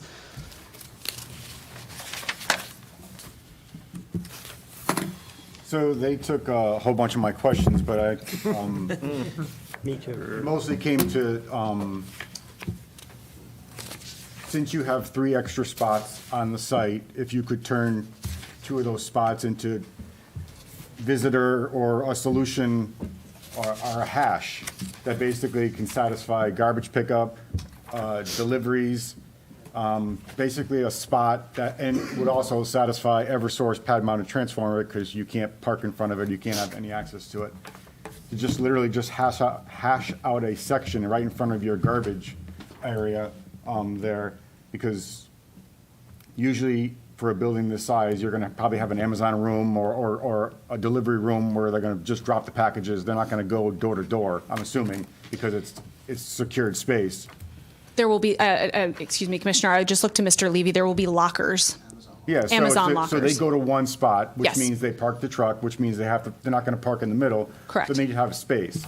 So would you just consider just literally not even having 2 of those spaces, hashing out an area, and I'm throwing this out, to literally have, to accommodate everything that we've been talking about and the public has been talking about, to accommodate a truck just backing in there, parking, doing what they got to do, whether it's trash, whether it's Eversource servicing a transformer, whether it's your caretaker having to park and, or whatever. I just want to throw that out. I mean, I just want to throw that out as a possibility, because you've gone through all your presentation to say you have 3 extra spots, and so why not sacrifice 2 of those spots and get rid of a quote-unquote safety hazard? So to clarify, Commissioner, you're asking, would we reduce the parking spots on site to just put a hashed-out area for trucks and vehicles to use in lieu of the parking spots? Or an area designated for this, like not designated as 2 spots, but designated as an area for emergency vehicles. Right. Just somewhere. So going down to 31 parking spaces total, and we have the 2 additional spaces. If that is your solution, I'm throwing it out. The 2 visitor spots could be a solution, but we know they're going to be full because people don't look at that on the road, versus a hash out of literally, you can't park here, and only if you're emergency, delivery, or whatever. Yeah, so I think, I'm not sure what the right location of it is right Mhm. now, because you want to optimize, obviously, Yeah. the turn in, turn out. But certainly, we could take two spots and we could label them, for the specific use, like you're asking. I think if you hash them, then nobody's actually allowed to park in them legally, even like the delivery drivers. But we could, instead of calling it visitor parking, you could put up a sign that says, Loading. loading, whatever it is. You can make it part of your training of your Bethel University parking thing. sign. there. So we could, yes, we could certainly do something like that in order to make it so that it was very clear that they were intending to stay open and do something like that. And the commission can, of course, if it so chooses, impose that as a condition of approval. Again, I'd suggest leaving it a little bit flexible, the applicant Yeah. in coordination with town staff for the best Sure. location. Yeah, just open up the opportunity. A couple of my questions came from those additional renderings that you guys proposed tonight that we don't have, but we saw visually. The first one was, I noticed on one of the renderings on the front view of the development that you had lighting the sidewalk. Would you like me to have? It's your choice, yeah, but if you Yeah, could, I please. think that would be helpful. Raymond. Oh, he's good. I can see he's pulling it up right now. I remember you guys saying that as part of what you guys want to do is to match the streetscape that we have going on all in that area. And if you notice that the lighting on those, on that sidewalk on the Main Street / Silas Dean, it doesn't conform to what we're doing up and down the Silas Dean. And you said at one time that you would concur and match what we got going there. I just wanted to.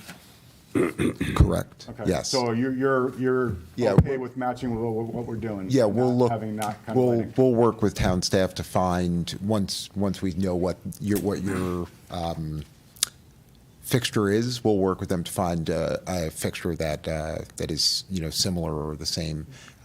We look, we try to utilize solar fixtures on site, but we'll work with them to try to find something that's in keeping with that. These don't represent that. That is correct. We just don't have the I spec. just wanted to make sure that we were on the same page with that, 'cause you did Yes. say that you would match the streetscape. Yes. And then lastly, in this, I don't know where it is, but you showed existing conditions and you showed a donation bin. And as a reference, that donation bin, right there. Oh. You see that donation bin that's on the corner of can you reference that donation bin and where your building will be to that donation bin, so we can have a frame of reference to either the front of your building or the riprap that you're gonna put between the two lots?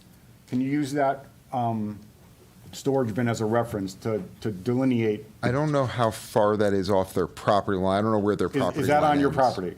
No. Okay, so Not that's that, not not on your that we know of, property. not Okay. on our property line. Would you say the building is right there?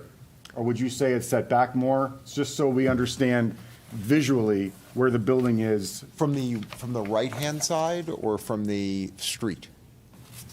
Meaning, are you saying, is the building? From the street, I'm sorry, from the street. Building, Yeah, from the street. that to As a me- reference, just a guesstimate. That to me looks like it is closer to the street than the building. Okay. And Commissioner, we have Matt Bruton, our engineer, looking at the plans too to try and estimate the Yeah, slopes a little bit. I mean, if you want to look at it while, because that's my last question, I think it's a good frame of reference for all of us to look at, is that storage bin is there, we know where it is. How can we determine? Yeah, so just to give you context, just looking at the existing conditions map, the sidewalk, the existing concrete sidewalk, so the inside of it, right, so away from the street. Yep. The property line is about a foot or two past the sidewalk. So that, the donation bin, the one in the white there, is basically at the property corner of the liquor store. So we are further back than that, to Okay. what Mr. Levy So said earlier. you will be set back farther than that donation bin on your Yes. property? Yeah. And then, just to confirm, you will have like a riprap between the two properties, right?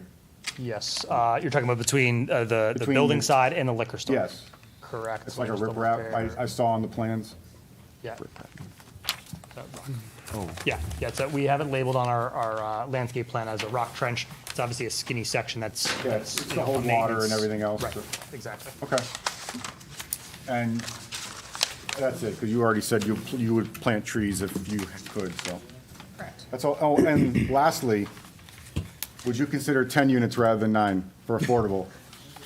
Oh, you guys are great developers. I'm hearing all good things about your developer, Vessel Development. Would you consider 10 units rather than 9? I leave it at that. 10 affordable units rather than 9. I mean, we can look at it. Yeah, so Commissioner, we'll just say, we can't run the numbers off the top of our heads. We will look at it and see if it works for the proposal, and if it does, we can do that, I but trust we you just, guys know your numbers. we just, it's a little different running the numbers. I know, just, I get it. Construction costs and everything associated with that, but we can take a look at it. We just can't commit to that right now, given that that would be a whole different analysis for the applicant. Thank you. Commissioner Morales? Okay, some of my questions have been answered, so I'm going to have some comments and observations rather than questions. But let's start at the top. The trash pickup, how frequently will that be? We're anticipating once a week, Commissioner. Okay, that would probably work. And you've got parking spaces in front of the trash bins. So how will they be handled? And those things are pretty big, so they can't be handled by hand.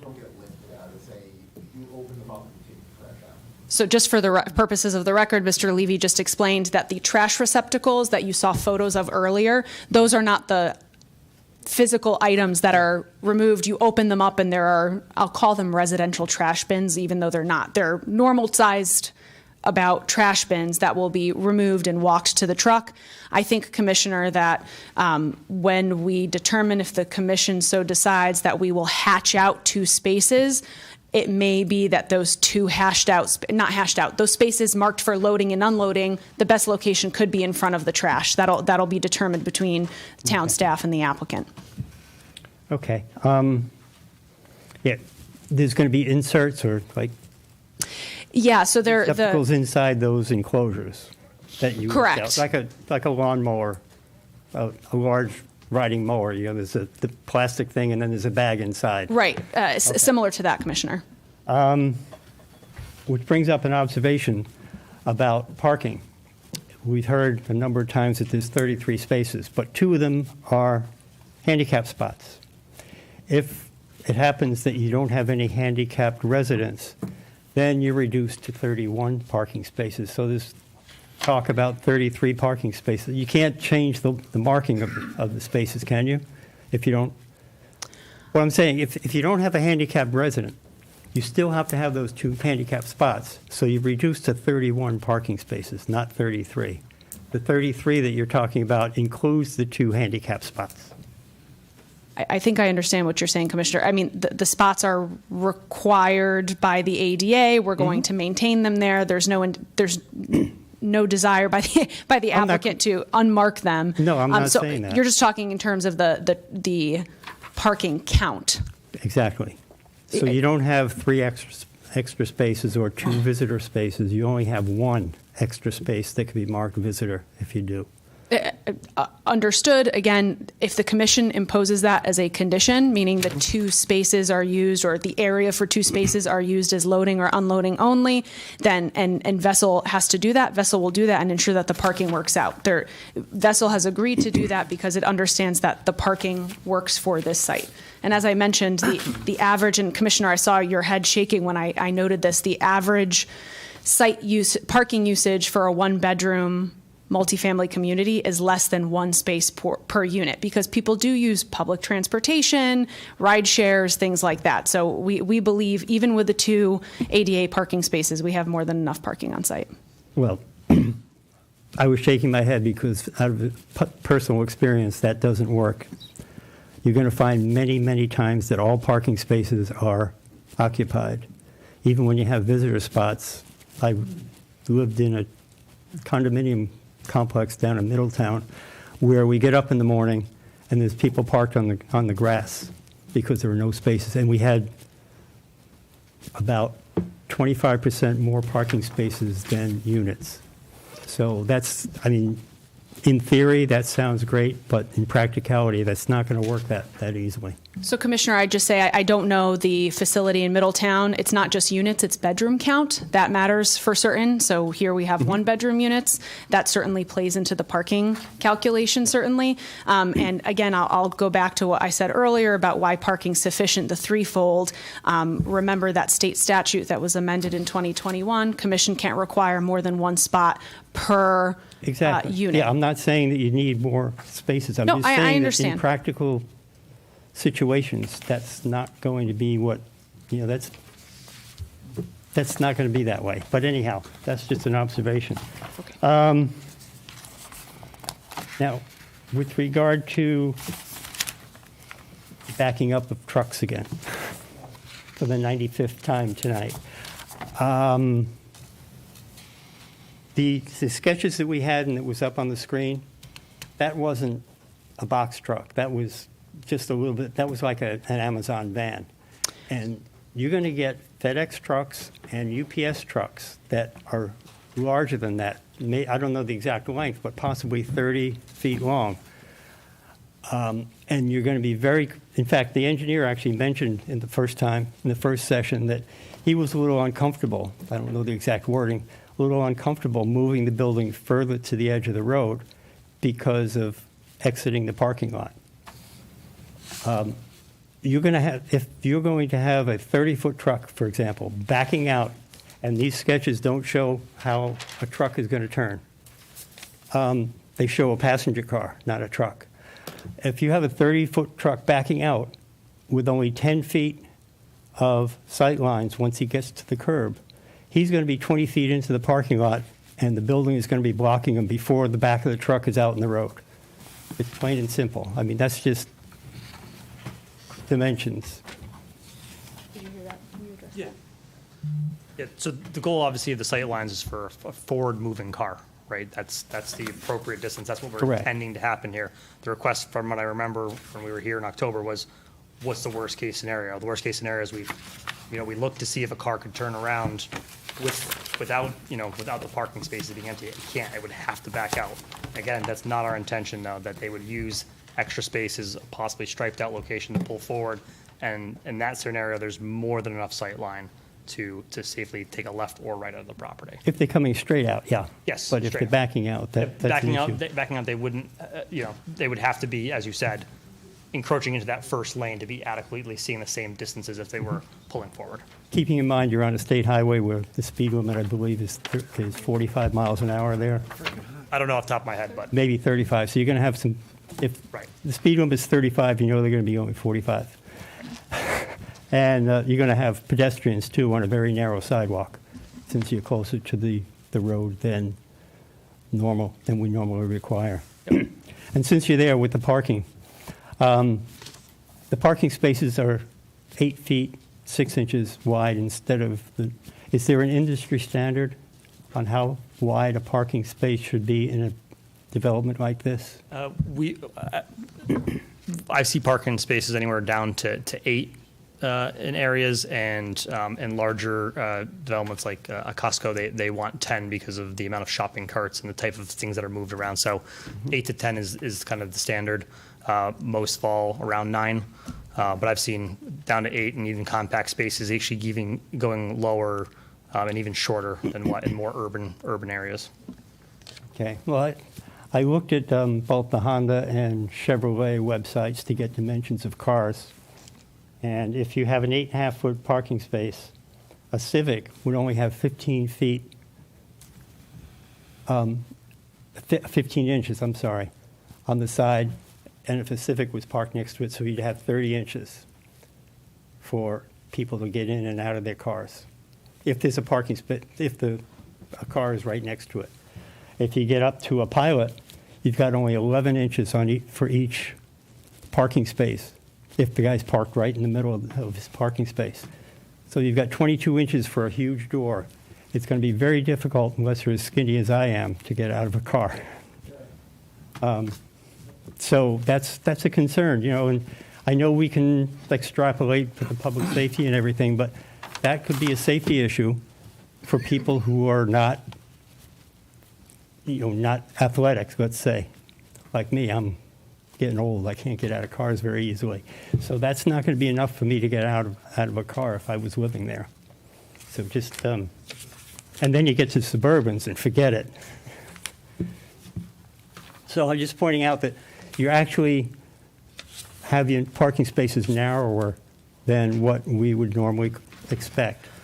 And on top of that, when you're talking about two spaces next to each other in trucks, you got to keep in mind those spaces are even narrower than we would normally expect. So just keep that in mind. Okay, I said, what is that second building? But that's not really on your sketch. That doesn't exist. Commissioner, if I may just address, just because I want to make sure to address your points, if I may. So and I can look to Mr. Dion, he just showed me, is this, actually, Mike, can you just come up and talk about this? I want to make sure I categorize it correctly. This is a Connecticut code that the standard parking width for all off-street parking, the minimum is 8.5 feet. So that is allowed under state regulations. But you will have issues when you have larger cars. So, and that's the other point I was going to make, Commissioner. Keep in mind, these are 550 square foot single bedroom units. It's not families who are driving Honda Pilots, Suburbans. That's not what Vessel sees in its communities. You're talking about usually single people, meaning individuals living in a unit. You're not typically seeing these larger cars. But again, we have our traffic engineer, our professional engineer indicating that this is within the range of industry standard for parking. So there's really just nothing, we're speculating at this point. Okay. An observation, you mentioned that the Ames building is taller, but I believe that building has been torn down already. If not, it will be gone in a month. So that's It was just a point of reference, moot Commissioner. point. And the ones that will be going up across the street aren't going to be as high as your building. So that's just to correct the record, so to speak. Let me see what else I have. Yeah, I think the buildings across the street, on the street, are going to be only three stories high, not 4 or 5. Yep. Again, we just did that for a point of reference. We're not indicating that the Ames building is staying up. So, and as pointed out, it's way off the street also. It's not 5 feet off the property line. Just you talk about housekeeping and all. When we drive by there, who owns the property right now? And what is the arrangement for actually taking possession of the property? Is there a contract or contingent? We are contract purchasers, Vessel is a contract purchaser of the property from the individual who owns it, and I believe it's contingent upon approvals. So it's, you do have a signed contract? We do. Okay. Because it's still a for sale sign up. Yeah, I can't That's speak to why I that, asked but we the do have a question. signed contract. Ms. Lagana? Yes, Ms. Lagana is the owner. Okay. Getting back to snow. If you've got a snow storage area in the back. Correct.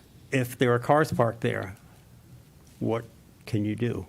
That goes back to the condition of approval we proposed, Commissioner, at I believe it's tab 2 of our recent submission. If we cannot remove all of the snow on site into that snow storage area, it's going to be carted off by the applicant. And that includes, even if there's space in the snow storage area, but we can't access it because cars are parked there, then we're just going to have to remove the snow off site. And that will be done at the time of the storm, not 2 days later or anything like that. I mean, yes, within a reasonable time frame that we can get a contractor out there, of course, just like anyone else with snow removal. Okay. Yeah, because chances are you're not going to have, people are going to be parked back there. And you're not going to be able to access that snow storage area. I think, okay, we talked about I noticed in the hearing last week that transformer's been moved to a different location, and I think that's been addressed. Okay, I think that might be it for me. Before we move on, can I have a motion for a 10-minute recess? 5 minutes? 5-minute recess? 5 minutes. I'll move to Motion for a 5-minute recess. second it. All in favor? Aye. I want to sit here. Thank you.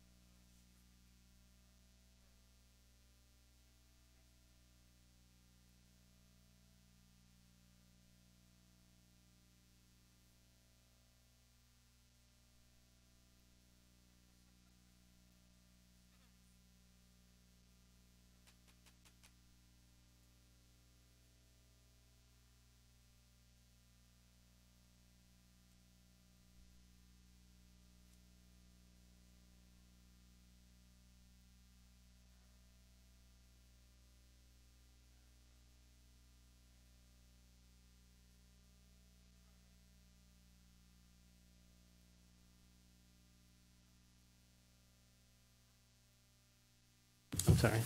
Oh, okay. Have you evaluated the impact to the building on the north in regards to the shadow and shading that's caused by a 5-story structure, considering we don't have any buildings that are there that are that high? Here, the north side of a building has a tendency to keep things moist, and in a winter condition, the concern is that you're only 4 feet from the property line and 4 feet from public parking. And it's just a concern that adjacent property owner is going to have increased icing conditions, slippery conditions associated by the shade this building provides and the shadow. Have you looked at that? Commissioner, we haven't specifically, I'm looking at my team, we haven't specifically evaluated it. We haven't heard anything from the property owner indicating that there's any concern, and we don't believe that there's a potential issue there. Okay. The other question I have is, you're going to have a very long drain pipe now where you fill in the streamway there. And I guess it's 12 inches to 18 inches. Just curious to what mitigation or what contingency plans might there be in place to keep that drain clear, and what if it ever clogged, what would happen? Absolutely. I'm going to ask Mr. Bruton, our engineer, to answer that. Mr. Commissioner, you're right. I believe the existing pipe is a 12-inch pipe. That's the DOT pipe that comes into our property and receives the water from our property and the adjacent properties. So that's our restricting pipe. So that's the size that we need to contain and maintain through the area that we're filling. SLR obviously reviewed this as part of the peer review in the Wetlands Commission. So one of their recommendations obviously was to put a trash rack at the inlet of this pipe, the new location of that, to make sure that nothing mitigates into the system to potentially clog it. Trash racks are great because then you can obviously see if there's a problem and it can be taken out by hand or by rake. We obviously did, I think, as well provide in our stormwater management report, there is an appendix in there for the operation and maintenance of all the proposed devices that we're proposing here, the catch basins, the underground system, right? So those things need to be maintained in an orderly fashion, and I think we do it quarterly. We have a schedule that could be handed to the caretaker to be done to make sure the system operates as we've intended it to on day 1 to year 5, year 10, and so forth. Right. We heard about line of sight, but the thing that I'm trying to wrestle with, and I'm just thinking myself, if I was pulling out of the parking lot in this new building, or that egress or driveway is there for the new building, and now right next to it, you have OC Kitchen, and then to the south, and then right next to that, you have the package store, and then you're a short distance away from a 4-way intersection, and another short distance away from another soon-to-be 4-way intersection once they finish developing the Ames property. It's just imagine if there were 2 people coming out, and this one wanted to go this way, and this one wanted to go that way, cut across 2 lanes of traffic.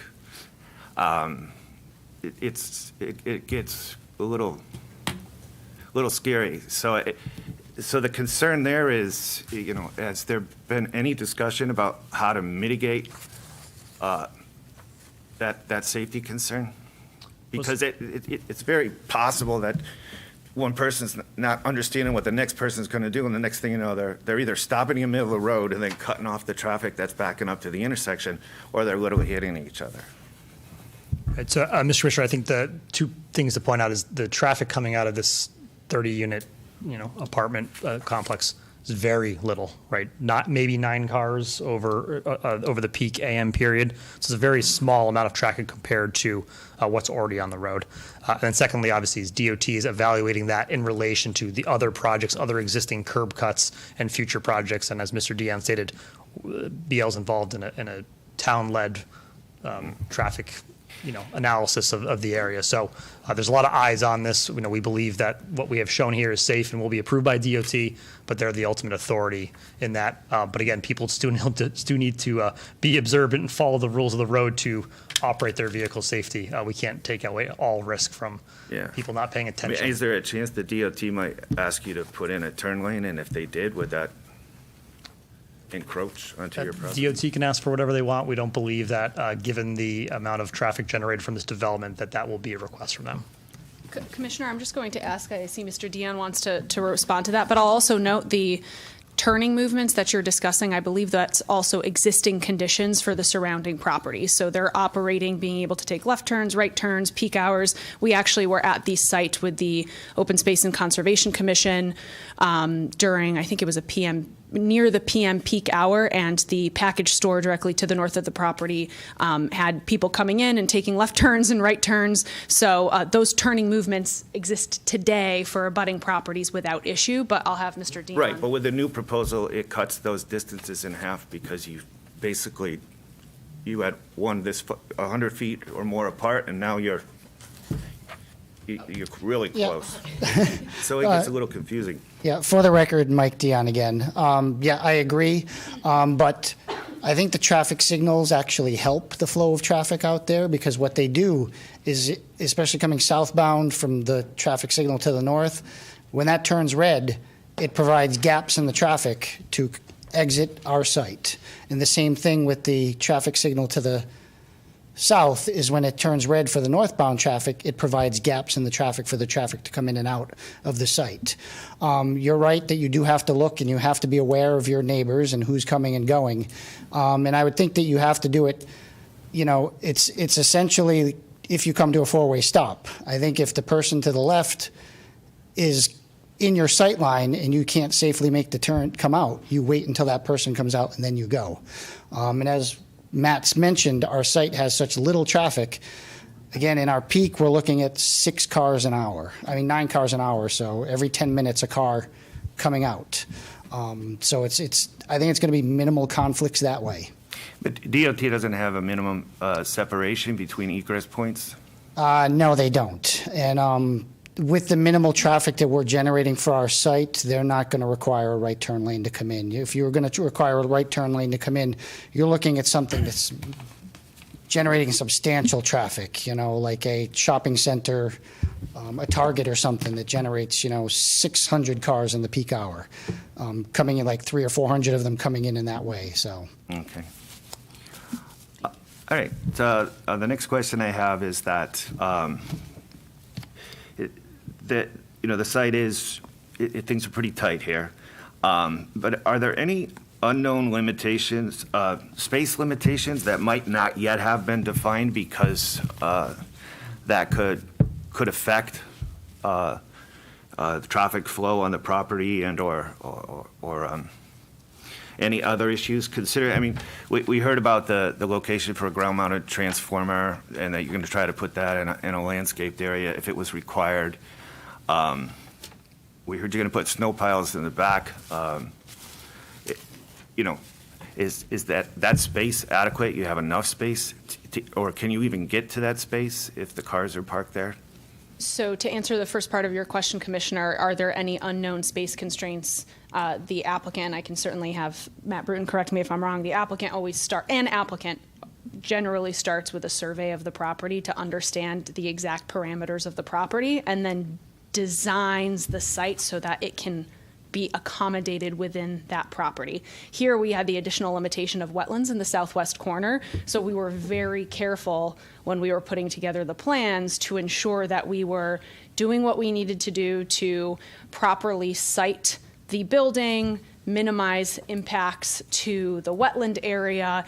Everything has been looked at in a very detailed manner, particularly because it is a smaller site. With respect to the snow storage area you asked about, Commissioner, correct, that is designated on the site plan. It's like an L in the top left-hand corner of the site plan, northwest of the site. That we believe is sufficient for the snow. And again, we go back to that condition of approval. If we can't get all the snow that we need to remove off-site into that area safely, then we have to truck it off-site. That's our condition of approval, so we have to abide by that. So that the applicant has agreed to, and of course, the applicant's agreeing to that because they believe that that operationally works and that's a sufficient space. Okay.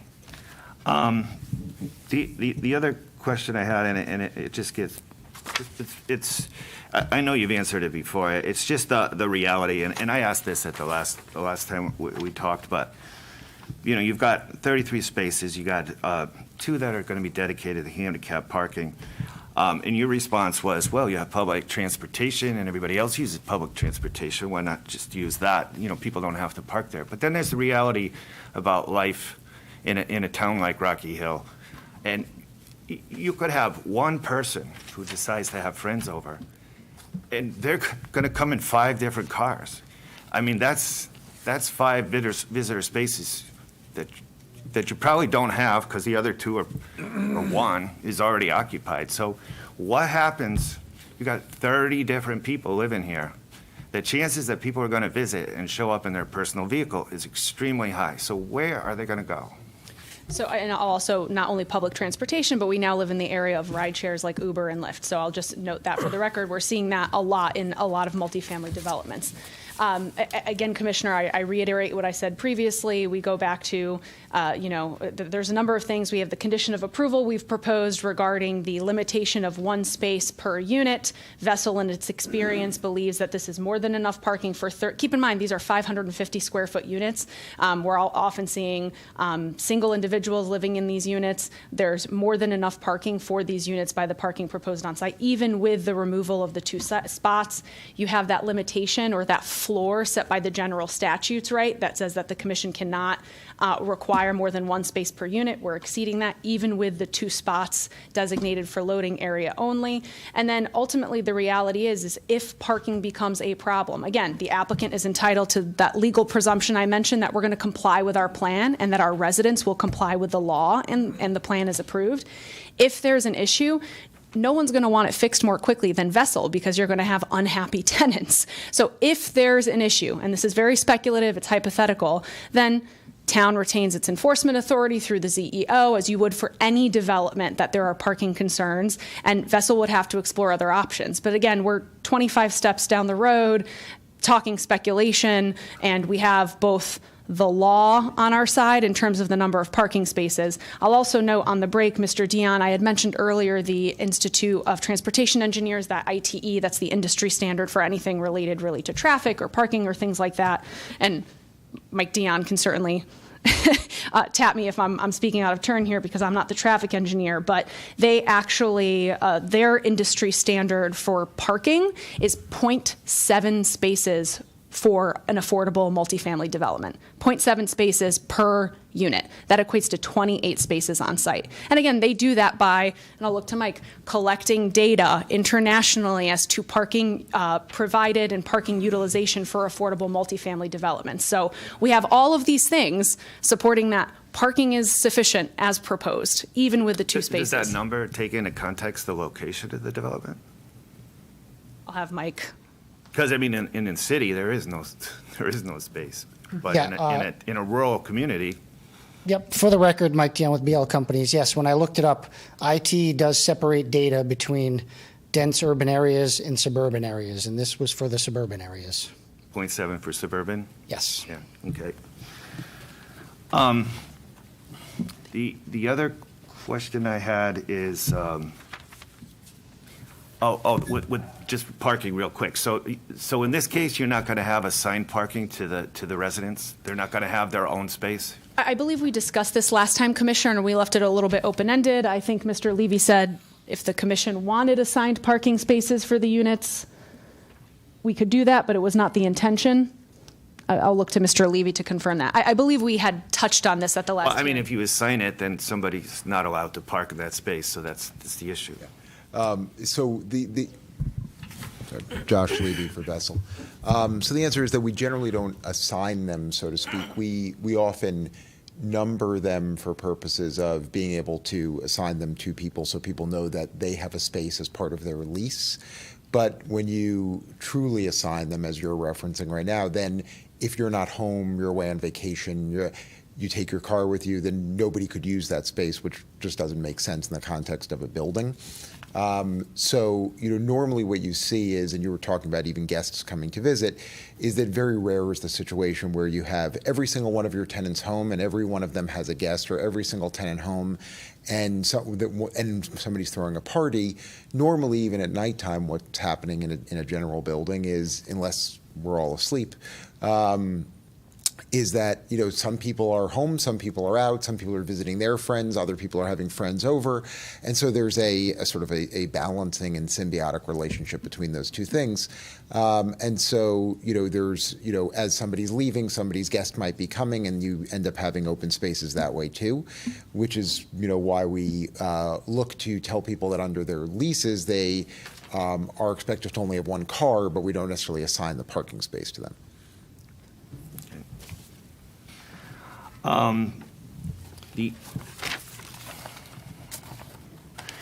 The other question I had is, I did see in your file, I forget which tab it was, but you provided a reference to the email from our fire chief, Mr. Garrahy.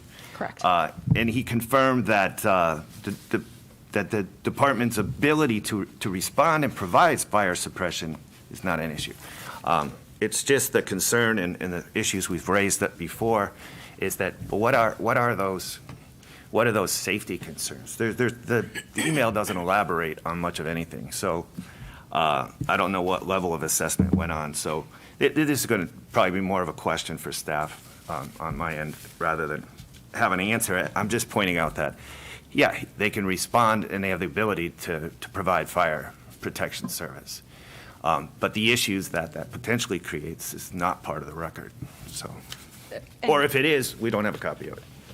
So I will look to Ms. Ricci, could you, through you, Mr. Chairman, I don't know precisely what was sent to the fire chief. I presume the plan was sent, which means that the fire chief, in his expertise, reviewed the plan and determined that he would have no problem responding to the fire or providing fire suppression at the site. I think, and I say this with all due respect, Commissioner, I think we're trying to read in between the lines and find something that's not there. He said there's no issue, there is no issue. Keep in mind, we also have the letter in the record confirming that we comply with the building code, fire safety code, and fire prevention code, all of which will be confirmed and double-checked by the building official at building permit issuance time. So I think we're trying to find fire safety issues when we have both town staff and the applicant saying there are none. Yeah, just one other item. Oh, sorry. Do you want to say something? You can proceed, and then I'll continue. One other item, just as a reminder. So this is a steel building, fully sprinklered, fully alarmed, with non-combustible materials. So it is the safest possible construction for purposes of both fire suppression as well as just for general safety of the building. Okay. Just for the commission's edification, I did have a conversation with the admin in the fire department, and the question was, because it's a tight site, the commission had concerns for turning movements on site. How would they be able, the fire department, be able to fight a fire should there be one at the building site? And that was passed on. Did have a phone conversation with Michael Garrahy, the fire chief, and he says we can stage in the street. That's what we would do with the building close to the road. And there's several buildings along Soderstein Highway that are close to the road. So. Okay. Then I think it's my last question. Safety during construction. You're 4.5 feet from a public parking area where you have to put in place a pre-manufactured slab construction building. So the question there is, during construction, whether it be OSHA and the fact you're going to have cranes and a number of things going on, you're also extremely close to the public sidewalk. What steps are taken to ensure that the public is going to be safe during construction, and what impact is that going to have in the public areas? Are they going to have to be shut down temporarily during construction on the adjacent properties, shut down the public sidewalk in the front? The things have to stop during construction. Because I myself remember I used to work up in Corporate Park in Windsor on Day Hill Road, and they were putting up a concrete slab construction office building that, when they left the site, the building came tumbling down in the middle of construction. Due to the weight of the concrete and maybe the steel work wasn't done properly, but and here you are in a busy area. So what are the safety considerations to make sure something like that doesn't happen and somebody doesn't get hurt? So 2 items, Mr. Commissioner, I can answer. Obviously, the intention of the development of this property is only to do so from this property. There's no intention to build by staging on an adjacent property or anything like that. So it'd be done self-contained within this property. And speaking with the applicant, obviously, given the proximity to the public sidewalk, obviously, this facility would be fenced in during construction to keep, obviously, anyone from wandering off the sidewalk or contractors from coming onto the sidewalk. Obviously, there's a little bit of work that has to be happening within the right-of-way for the construction of the driveway. And obviously, we work with DOT and town as necessary to put up any detour signs or flaggers or anything necessary to move construction equipment on and off this property. But the intention is to have any contractors working on this follow applicable laws and means and methods to build safely from within the property and not be a public danger to adjacent parcels or anyone within the right of way. I mean, do you need a crane for this building, or you don't need a crane?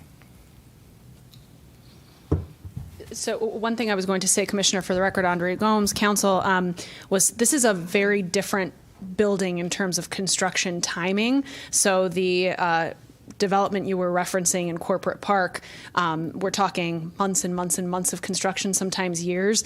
This is very different in how it's, because of the type of building Vessel is proposing, it's a lot quicker, and I'll have Josh actually speak to that, and that is relevant to your question. A couple of things. One, you asked, is there a crane employed as part of the construction of the building? The answer is yes. The other thing, which we were just referencing, is the time period for construction. So the building construction of this building for purposes of erection of the building, during which period you'd actually be constructing on site, is approximately 12 days. But, so if you have a crane, though, and you have a 5-story building and you're having to hoist something up 5 stories, and then 4.5 feet away, you have a line of cars that are all picking up their 6-packs and bottles of wine, how do you keep those people out of the immediate danger zone? There's standard construction methodologies that are used for purposes of creating safety whenever you're constructing anything on a site, whether it's in a suburban, urban, or rural area, and you employ the exact same construction methodologies for purposes of safety during construction, associated with flagging, fencing, other modalities. So all applicable safety requirements and conditions will be adhered to for what we're doing as well. So in this case, you would have to get permission from the adjacent property owner to flag off that portion of his parking lot during construction? No, because we're not going to come onto his parking lot. No, but you've got to have a safe distance. Even with OSHA, you've got to have a safe distance from you got 50 feet up, something comes tumbling down, you got people in a hazard zone. So, Commissioner, I think the easy answer for this, right, because we're not talking about the construction right now, I think the easy answer for this is we are going to comply with all state and local standards. Town retains oversight through the building official during the construction process. A lot of the staging and a lot of the details will be worked out during the building permit process. I know a lot of building officials will go to the site and visit and ensure that things are correctly done. So I can't answer specifically. I'm not a contractor. I'm not a building official. I can't tell you where exactly the fencing is going to go and things like that. We designed this property through our engineer so that it could be constructed by being within our property, of course, with some limitation in constructing the driveway, which will be reviewed by DOT, and we're going to comply with standards. A bit of inconvenience during construction is par for the course in any developed community, whether it be this building, if the restaurant wants to expand, whatever it may be, there's going to be some potential disruption, but we're going to ensure that we're doing so safely and in compliance with state law and standards. That's all I can say. Okay. That's it. All right. Y'all talk too much. All right. Under general notes, Who's going to be responsible for the maintenance and the follow-up? Because I'm reading here that 2 times a year, the cascade separators should be inspected. 3 times a year, some of the outlet sump pumps, basins are inspected. Who is that part of your vessel academy that is going to be monitoring that, or So it will be people? the applicant's responsibility to ensure that those things are done, but it will likely be hired out to a third-party vendor who has experience in maintaining and cleaning these items. That engagement may be coordinated by the community caretaker, meaning the community caretaker may end up, reporting back to Vessel saying, we've got the person out here, they're doing this, but the actual work will be done by someone experienced in that field.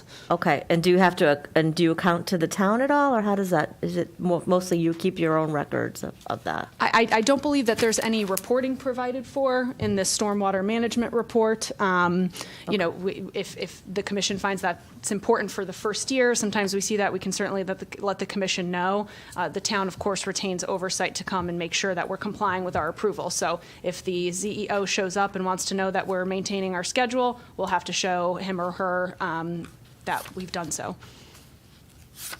Okay.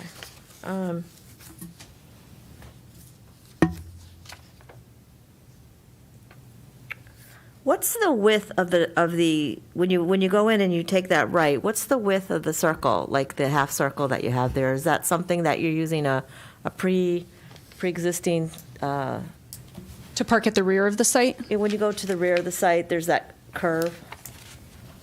I'm going to have Mr. Is that- Burton look up that dimension on the plans. He could do so a lot more quickly than I could. So the drive aisle, right, the curve, the Yeah. drive lane, exclusive of the parking spaces, is 24 feet wide. That width continues along the curve till you straighten out to the back of the building. So it's, continuous 24 feet width and drive aisle. Okay. We've beat the width to death, I think, in all the dimensions, but I'll tell you that driving apparatus, especially emergency vehicles, and in answer to, I think you asked a question about what are you going to do if the elevator goes out? Well, our EMS services will use every device to take them down the stairs. So make the stairs pretty good, okay? You don't have a generator, right? You're not going to have a generator on site? So make sure the stairs are pretty sturdy with good railings so we don't fall. That's going to be key because we're going to have to go down the stairs. But coming in to such a tight situation, and especially, you talk about the 33 spaces. Well, you can take the 2 off right away because they're handicapped. You have to put them in. So there's 31 spaces. And if they're all used, and I don't think we really accounted for snow being in those spaces. So unless someone's shoveling really well with a hand shovel, there's going to be some spaces in the corners that you may get half a parking space out of, and that would be 3, 4, because you got corners, right? So you might not have a lot of room to get apparatus in there, and I'm talking about emergency vehicles. You know what? You can have your Amazon delivery the next day, but an emergency is not going to wait. So I cannot, if I can't get in there, I can get in there with an ambulance, but I'm going to have to back out. My ambulance my new one is 26 feet long. It's 8 feet wide. It's a big turning radius, and it's a safety factor. So that would be my concern is for public safety, health and safety and welfare, to make sure that I can get that ambulance in there and get it out. Because I can't dump a stretcher in the middle of the Silas Deane Highway. You may say, and I think it was discussed, that the fire trucks are going to park on the Silas Deane Highway. That's great, but I have to do patient care. I'm going to be pulled into the area where it's safe, and I'm going to have to pull a stretcher, and I'm not going to pull it in the middle of the road. It's not safe. Understood, Commissioner. So again, I'm not going to rehash what we talked about, likelihood that spaces are going to be open. Again, snow removal, we're going to make sure that we have it cleared to the extent we need to be cleared to keep parking spaces open. If not, we cart it off. We've talked about that a lot. But I'll also note, for very good public policy reasons, as you know, emergency vehicles are allowed to drive wherever and whenever and park wherever and whenever they feel necessary to respond to an emergency situation. So, worst case scenario, which again, we're speculating here, not likely. Worst case scenario, 25-inch snowstorm that's totally blocking off the entryway. We saw what happened in portions of the country a couple weeks ago, and you can't access our property. Again, would never happen, but let's say worst case scenario, if you need to park on the liquor store property to get to our building. We're going to park wherever we need to. Exactly, yes. and there's good public policy for that. Okay, so backing out then is a big concern. So we're backing out into 2 lanes going northbound, into 2 lanes going southbound, and then 3 lanes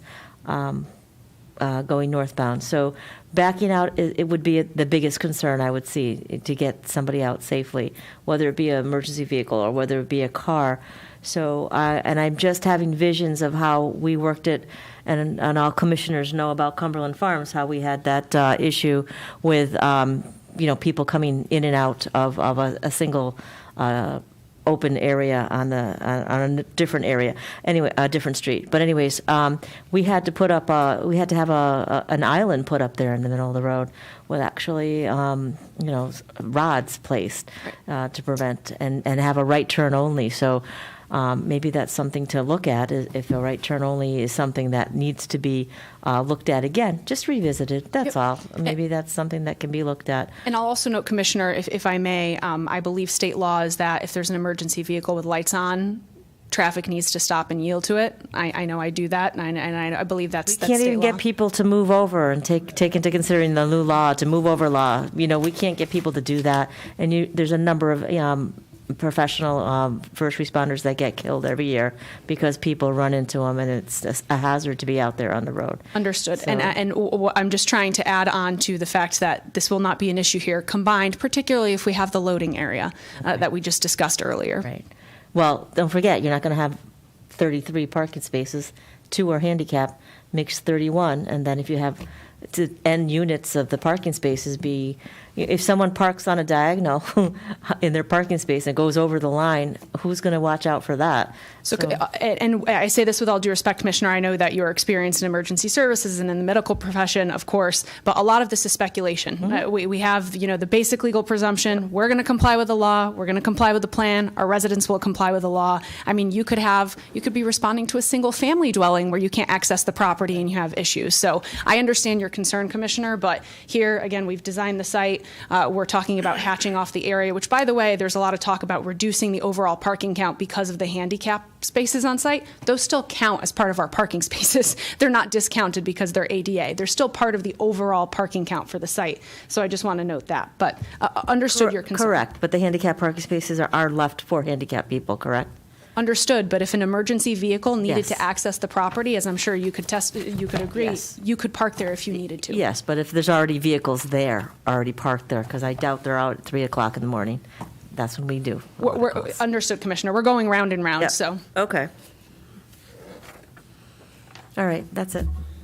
Thank you. They always do that to me. Like when I'm last, they give me 2 minutes. Like last time I was rushed too. But I think I'll just we discussed a lot of topics today, and there were a lot of commitments made as well. And when the time comes for enforcement, that's when the rubber hits the pavement. And we have a multi apartment complex. If you see what happened during this past winter to the residents and what they were living through, I mean, it was unimaginable. So I think a lot of promises, a lot of we'll do this, we'll do that, the caretaker will do that, right? I think it's hard in actuality when things happen, right? So I'm looking from that perspective. We discussed trash. Have you calculated volume of trash that will be generated on a daily basis? There's been no formal calculation, Commissioner, but again, you heard Mr. Levy talking about his experience in developing multifamily housing. The 10 units is more than enough. I believe we told the Commission if we're finding, for whatever reason, that once-a-week pickup is not enough, then we don't want residents piling up trash outside of our receptacles. So we will engage the contractor to come a second time a week. We will manage it appropriately, but... And again, as I said, a lot of promises made, we'll do this, we'll do that, right? It's a simple calculation. As a developer, I would have done that calculation because trash was a problem and identified during previous meetings what is the generation rate from New Jersey, right? For example, it's very easy. We had how many? 4 or 5 cans before. Now they're 10 or 8 or 10, right? Went from 6 to 10. So it's increasing as the meetings are progressing, right? And why is that? It's because we don't have handle on the trash, right? It's easy. I get weekly trash removal, and my trash bin is like half, right? I mean, half, and I don't even know the size of what is being proposed right now, so I can't even compare. But I have half. When I have parties and stuff, the can gets full, and I've seen people's cans overflows, things fly off, right? So I think it's basic. I think it's a basic calculation to come up with what you need, right? It's like a design. When you design this building, right, you wanted to see the loads and all that, whether, soil can carry 5-story or not, or this or that. It's calculation, simple calculation. So I think that should be done to back up whatever is being proposed. Not to say, well, because it was said, the pickup will be weekly. But then if it needs be, it could be 4 days, it could be 3 days, it could be 1 day. But why do we have to make those assumptions, right, and say it will be done?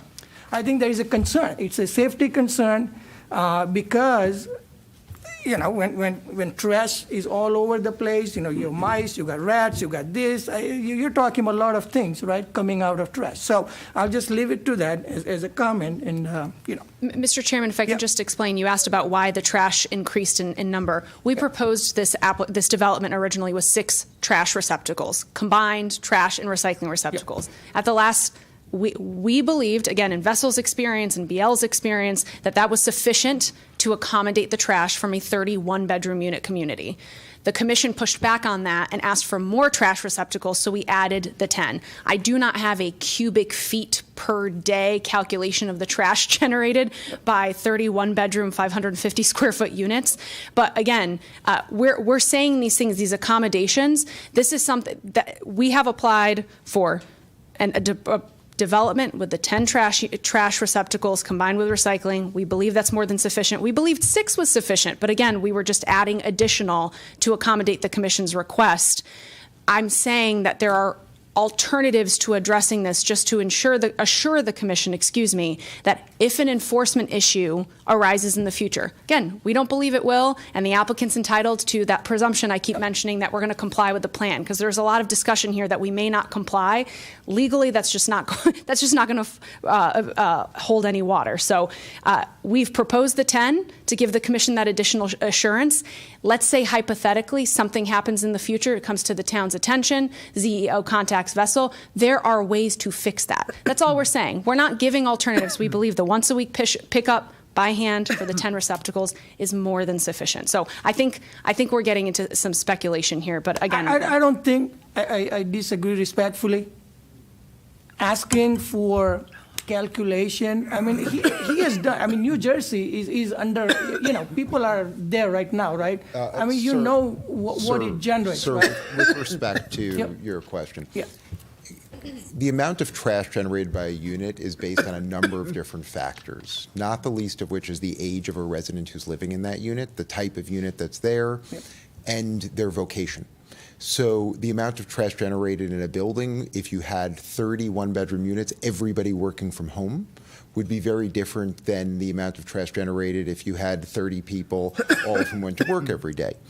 The amount of trash that's required that is expected to be generated based on a 1-week pickup would have been sufficient at 6 trash cans based on our experience both at this building and in the other 20,000 units of housing that I've managed over the course of my career.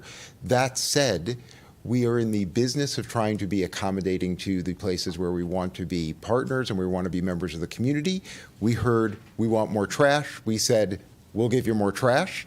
That's the point in terms of what Ms. Gomes is trying to make. The only other point she's trying to say is that we are also in the business of making sure that we can keep our tenants happy. tenants are never, ever happy if there's trash building up on a site. And so the reality of this is the same way we would all feel if this were our own house, right? Is that if for some reason you saw that you ended up with the 30 tenants in the state of Connecticut who produced the most trash you've ever seen in your entire life, the way to handle that would be one of two ways, right? If it's the holidays and it's just a once-a-year issue because everybody's having people over for Christmas or something like that, or they all are unwrapping presents and they end up with stuff, you hire a one-time hauler, right? They come, they take everything out, you get rid of it.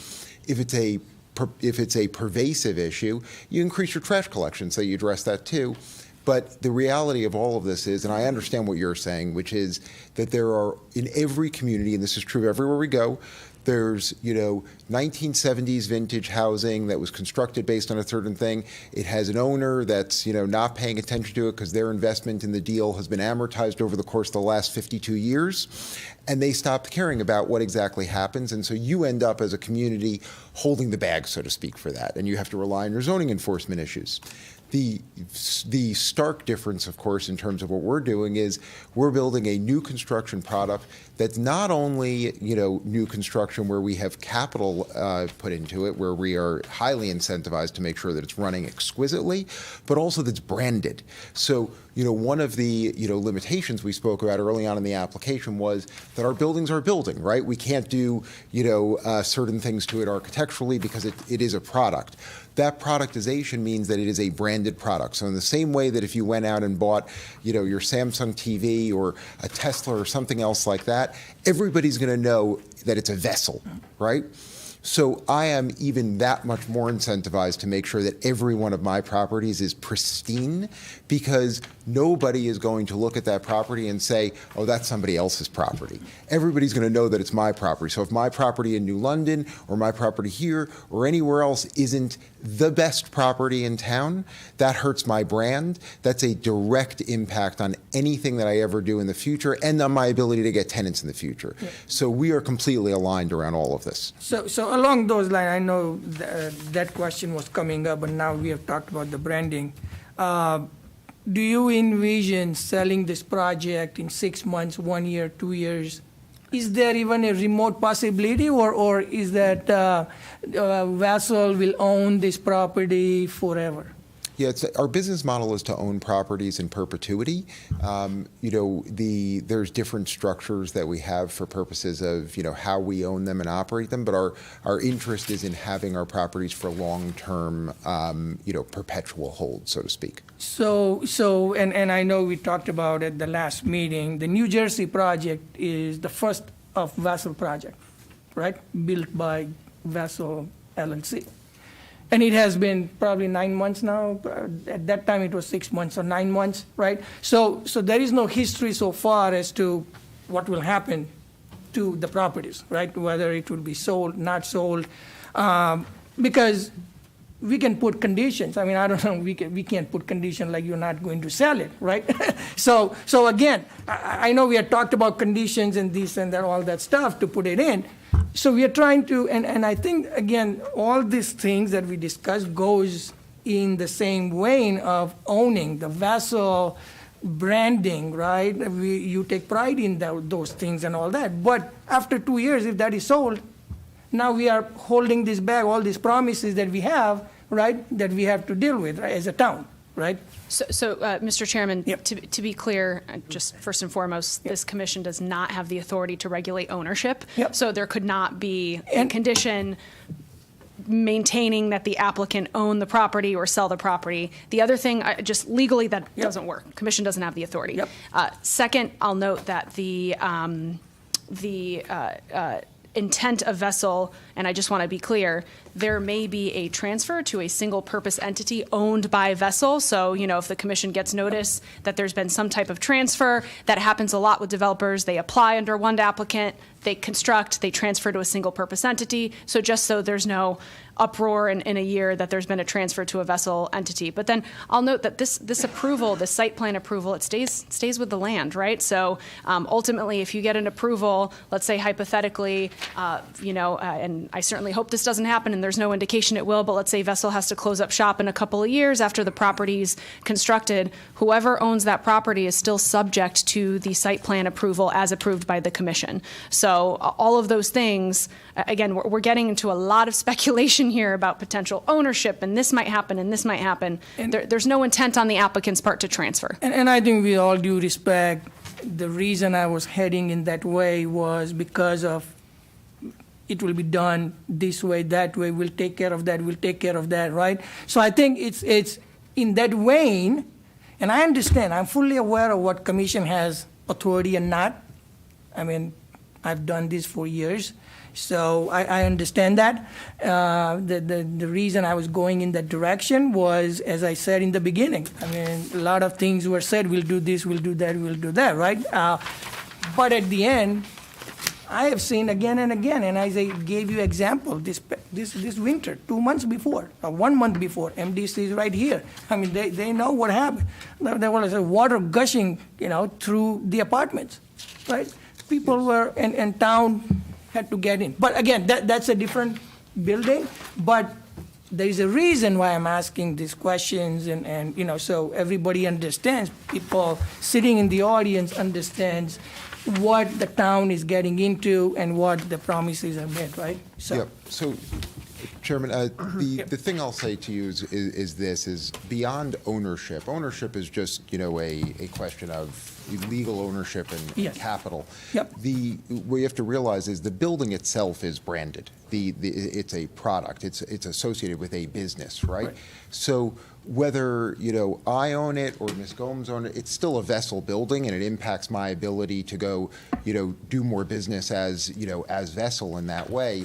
So the incentive is always there associated with a branded product. That's why people like doing business with branded products and like looking at branded products, right? If you go buy a John Deere tractor, that you're getting a John Deere tractor and John Deere standing behind it. If you go do something else, those are all things that are associated with brands. It's the same thing is true here. The other thing I'll say is that, having nothing to do with, anything else, is that, listen, there's always problems in buildings. I think the thing that we've done with our building is to try to think about all the problems that you're articulating and address them before they happen, right? So things like, making sure that, our system is looking for water leak detection so you don't have massive floods in units, making it easier to, address things like that so we don't have problems. So, always problems, in anything that you do, but we've tried to go through to take great pains in order to think about all the things that we've seen go wrong in buildings before and try to address them ahead of time. Yeah.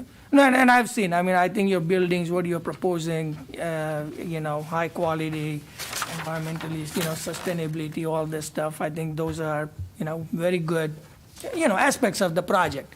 So, I think we discussed the traffic, and again, when I was talking about traffic study, all these issues that we talked today, those were in my mind, and traffic study would have addressed a lot of things in the sense that how are residents being impacted, coming in and out, going in and out of the property, knowing that there is another development going on, and there might be, there will be a new traffic light there, and with the, with the stacking and with vehicle stacking happening at the facility while big deliveries are being made, and all that stuff that we discussed, right? Those things would have been addressed, when engineers look at it from that perspective, because they have to look even more into when they start working on the traffic study and all that stuff. So that's one of the concerns we have. Hopefully we can come up with some sort of solution, because again, blocking two parking spots side to side, it all depends on where it will be, because we don't know whether we will need the pad for electricity, by Eversource or not, because that will affect where you put the two, which two spaces you block versus the trash collection and all that, right? So there are a lot of issues that needs to be put on the plan. to show these are the different options. This is how we meet all the things. This is how it will be met by providing these things, right? So that we have in the plan. So if something happens, we can go back and say, look, this is what was promised and it wasn't done, and this is why we have this incident, right? So I think that's what we are, at least I am looking at, to provide clarity so that we know exactly what the commission is reviewing, approving, or whatever, right? The snow storage, same thing, right? I know, again, and this goes back to our discussion before, snow removal, if we have snow, luckily this year we don't have snow, but there were a couple of years, we had huge snow. Yeah. We had a lot of snow, and I had to, shovel my, driveway every other day. And it was piling up on my side of my driveway. So getting out of my driveway was like a mess. I couldn't even see. So I think we are talking about a commercial development where it's very tight. We don't have a lot of space to store. It's not like we could have just dumped it in that wetland area. If there were no wetlands, you had plenty of space to stockpile and all that. The guy can come next day or a day after, remove it, and it's all done, right? So that is another concern that we have for public safety, because if residents can't park because of snow shelf and snow and ice and all that stuff, now it becomes like, public safety issue. So that was one. We talked about solar panels, right? So there will be solar panels, it looks like, on the building. So what happens to the roof snow? Is there a plan for roof snow or not? It being flat, and we know, again, it's not going to happen every season, but it's certain seasons when we have a lot of snow. That's when we have to start addressing the buildings, right? The roof itself. To make sure that, people are safe, right? So I think the next item is the trees, right? We heard from the public, what trees would be removed or not. I think it should be in the plan here that says this area is cordoned off. It's not going to be touched, right? I mean, again, why do we have these plans and specs, right? To tell us what the development is all about, what the developer is proposing, right? So we want to see which trees will be removed and which will be kept, right? So that when the development starts happening and the tree clearing happens, the enforcement officer can come and say, hey, this doesn't comply with the plan, right? I mean, but if those details are not there, it's now it's, there is a confusion out there. We talked about the transformer. I don't know if the engineers had looked at, where, I mean, I don't recall seeing a plan for electrical lines or CNG, if you have gas lines or things like that, right? Is that? There's a utility line, a There was utility plan. so There's no gas for this type of building. It's all There was no electric. gas. But Okay. and then to your prior point, we do show on the demolition plan the level of clearing and where it would be done. And typically, how I've seen it with plans is the surveyor would stake that out prior to construction starting. Yep. And staff could always verify that location before earthwork starts moving around to make sure that trees that are intended to be saved per plan are actually happening in the field. Contractors who are not here know the actual boundaries of the development. Yeah, okay, thanks. Yeah. Mr. Chairman, if I may, just because you're going through a list, I want to make sure I get them. Also, look at the demolition plan. You're talking about the tree removal. Yep. Look at the demolition plan. Also, look at the conservation area plan. There's a pretty detailed key there talking about what again, this is more of a wetlands thing, but talking about what we're doing with landscaping generally in the wetlands area, and then when you combine that with the limit of grading and clearing on the demo plan, that is the tree removal. We didn't put together a separate plan. You asked about snow load for solar. All of that will be calculated at the building permit stage, and we believe, I was just speaking with Mr. Bruton, there's internal roof drains to ensure that the snow drains appropriately. You're not seeing people clearing snow off of roofs in downtown Hartford, right? So there's always drains to allow for the snow to come down. You asked about the traffic study, Mr. Chairman. Again, go back to our narrative, but a lot of the one-off things, and I'll look to Mr. Dion here, a lot of the one-off hypotheticals, I'll call them, with if a truck is pulling in and a car's coming out and things like that, that wouldn't have been addressed by a full traffic study. Full traffic study looks at, and I'll look to Mr. Dion, existing traffic, peak traffic, potentially queuing analysis, level of service, and things like that. And the traffic report or the traffic letter we have in the record took into account the traffic that will be generated by the Ames property. So you wouldn't have gotten what you were hoping for, even with the full traffic study. And I think one of the commissioners had brought up that it was only left a right turn before.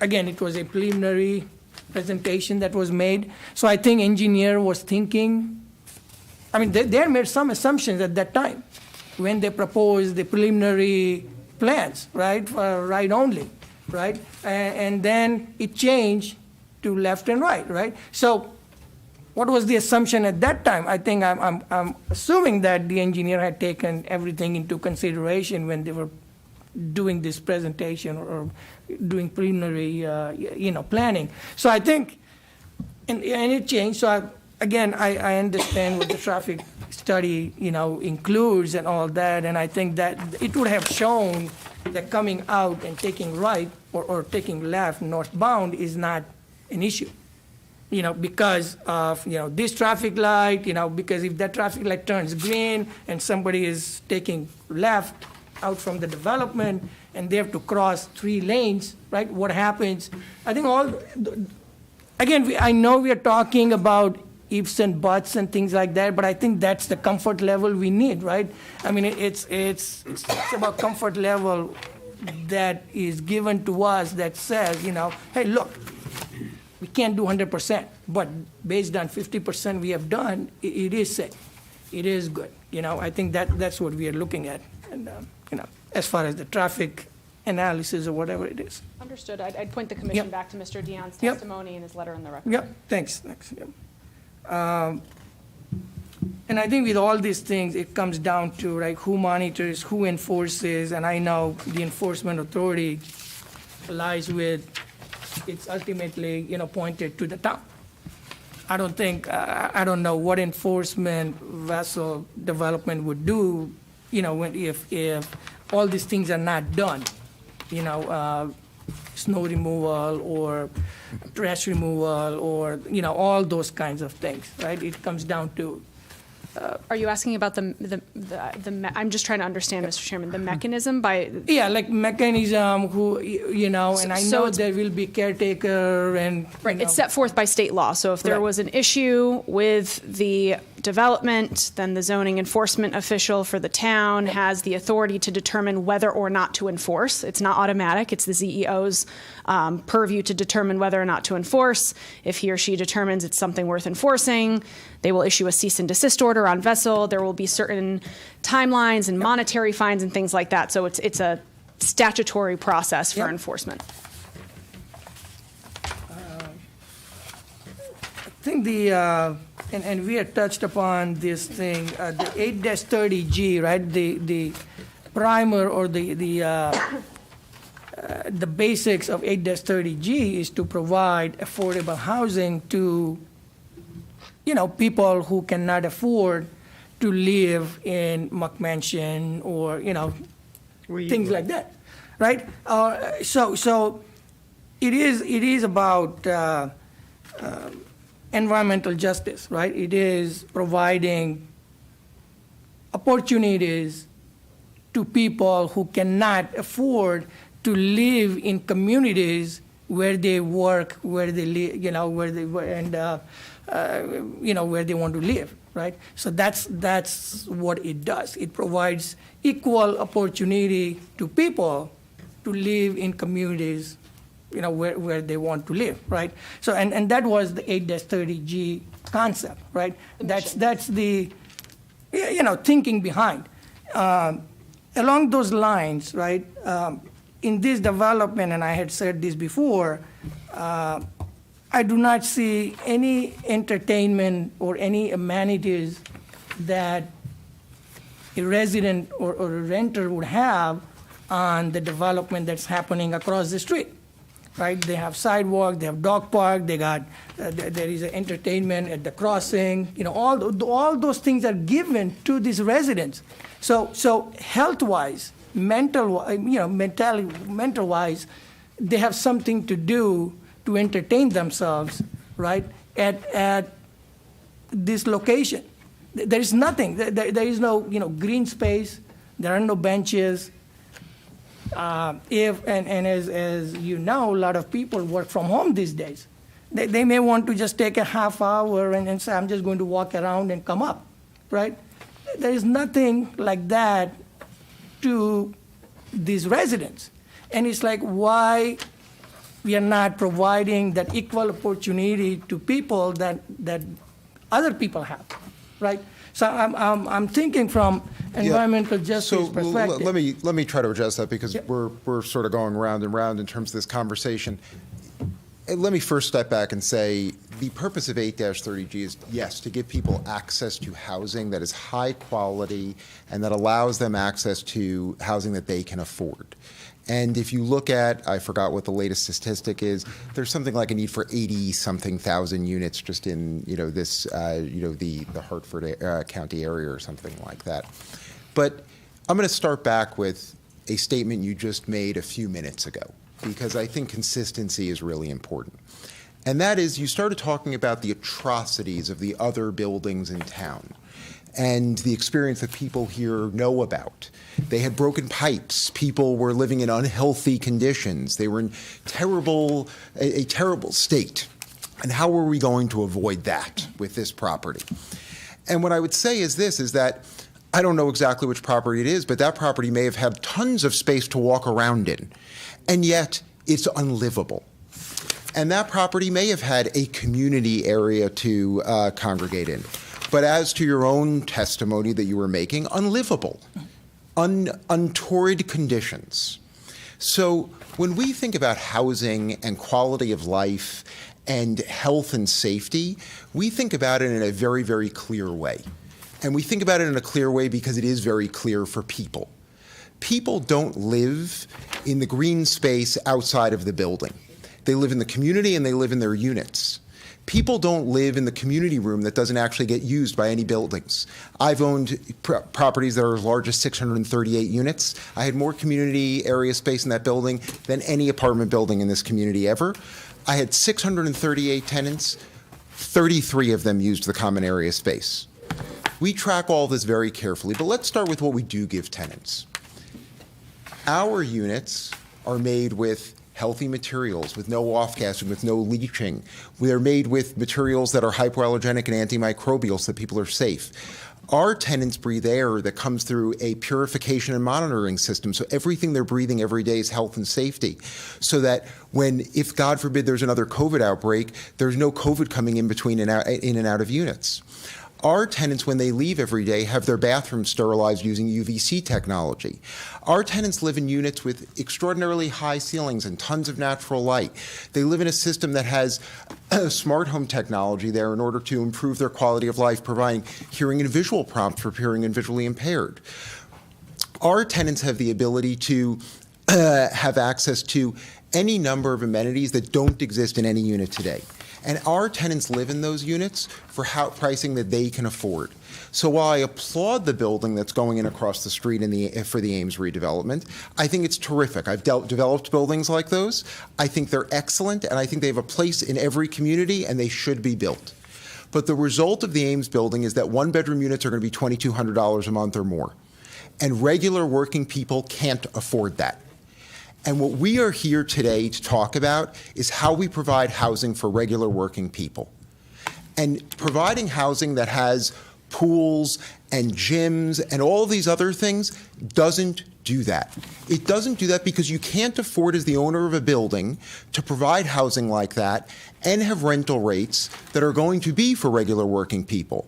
And so when we talk about the idea of people who are first responders, people who are our teachers, people who are the fabric of our community and start out their careers earning incomes where they could, in their minds, almost never afford that $2,200 a unit, let afford it at any stage of their early careers, those are the people that we look to provide housing for. And we provide it to them in a building that is safer and higher quality than anything that's going to be built. The Ames building's not going to be steel construction. It's not going to have a proprietary smart home system. It's not going to be fully sprinklered and fully alarmed. It's not going to be built to universal design standards that people of varying abilities can use it.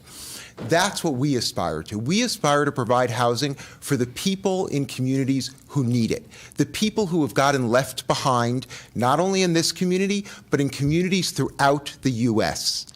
And that's what we're asking you to embrace. Now, can I say to you, there's not a dog park? I agree with you, there isn't. And that's why we pick sites like this, that are in town center locations, that are walkable, that allow for the use of the community, that allow access to community facilities. When I leave my house every day to walk my dog, I don't walk my dog on my property. That'd be crazy. I walk my dog on the street, and that's why I picked the neighborhood that I live in, because I'm able to walk my dog on the street there. I'm able to interact with other people. My dog's able to interact with other dogs. So we look at all of those things and try to incorporate in the healthiest, most sustainable, most opportunistic situation, both for communities and for individuals.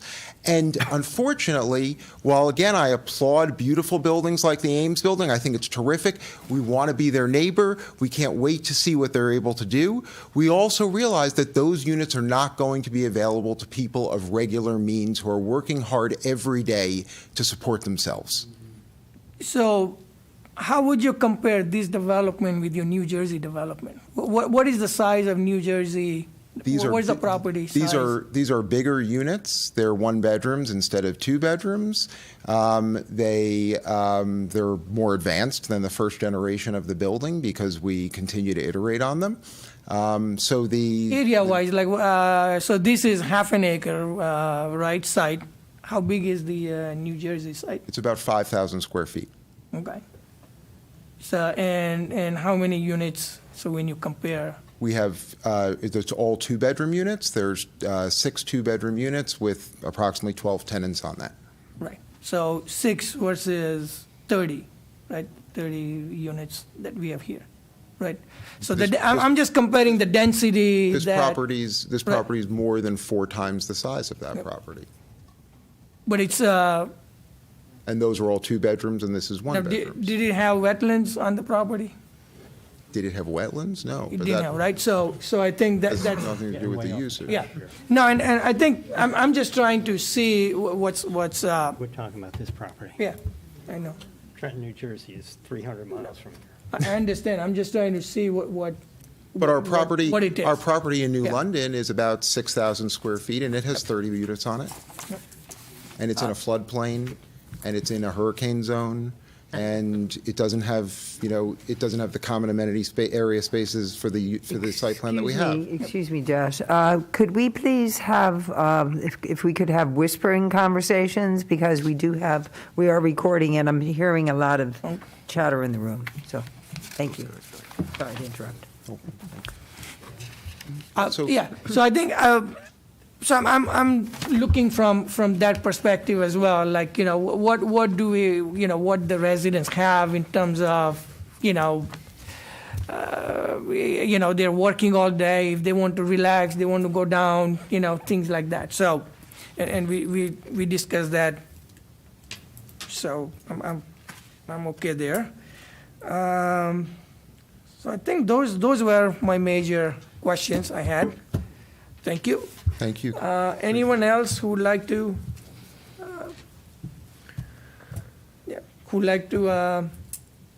comment, questions? Can I ask one more question? Yeah. The width of the parking spaces, did you say they were 8.5? Yes. Do they have to be 9? The town standard is 9 feet wide, but we don't have to comply with that, of course, because it's 830G. Oh, that's right, that's right. Yes. Okay, thank you. You have a question? No. Okay, anyone else?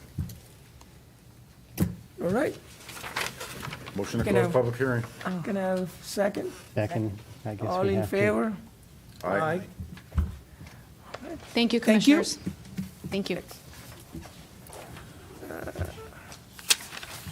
Moving on, let me see.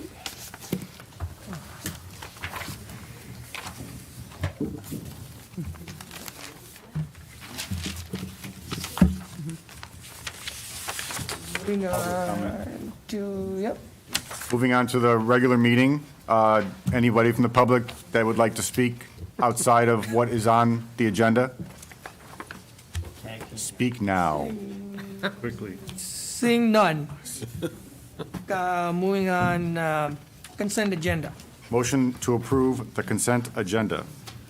Have a second, please? I have to, I wasn't here at that last meeting. Okay. Second? All in favor? Aye. Aye. Any abstention? Or you Yeah. have what? Is the seating changed?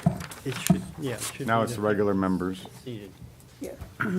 No, I mean, the vote here should be regular members. the 5 Yeah. people that were seated, not me, Yep. because I wasn't here last month. Okay. Right. Agenda. So just for the record, the voting members are, Aglico, Zarelli, myself, Robbins, and Brescia. and now going forward, So this, now we are going back, yeah. now going forward, as we go through the We'll agenda, have now it's the regular The members. regular members.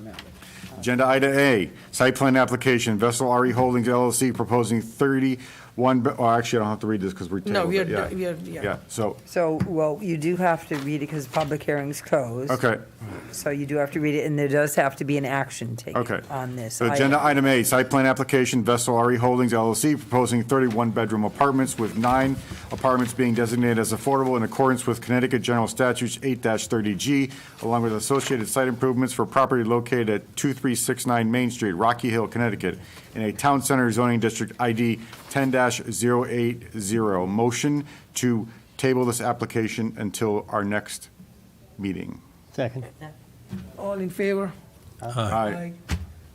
Motion passes. Agenda item B, subdivision application, Solidus Incorporated proposing to divide the property into 2 lots with existing structures located at number 30 and number 40 Cold Spring Road in a C commercial zoning district, ID 16-305, tabled from December 21st, 2022.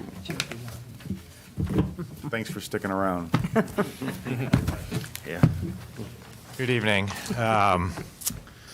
My name is John Charette. I am a partner in MJC Cold Spring Realty, that is the owner of 30-40 Cold Spring Road. I've owned the property since 2008.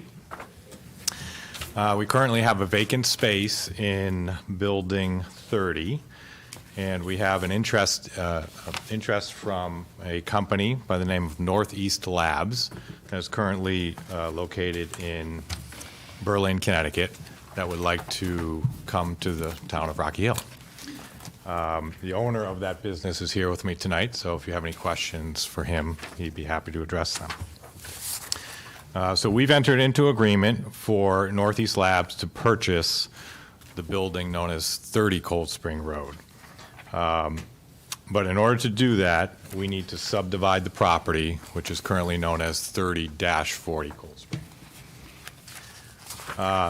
The property basically has 2 sister properties, 2 sister buildings. I do have a drawing of the property, which I will put out.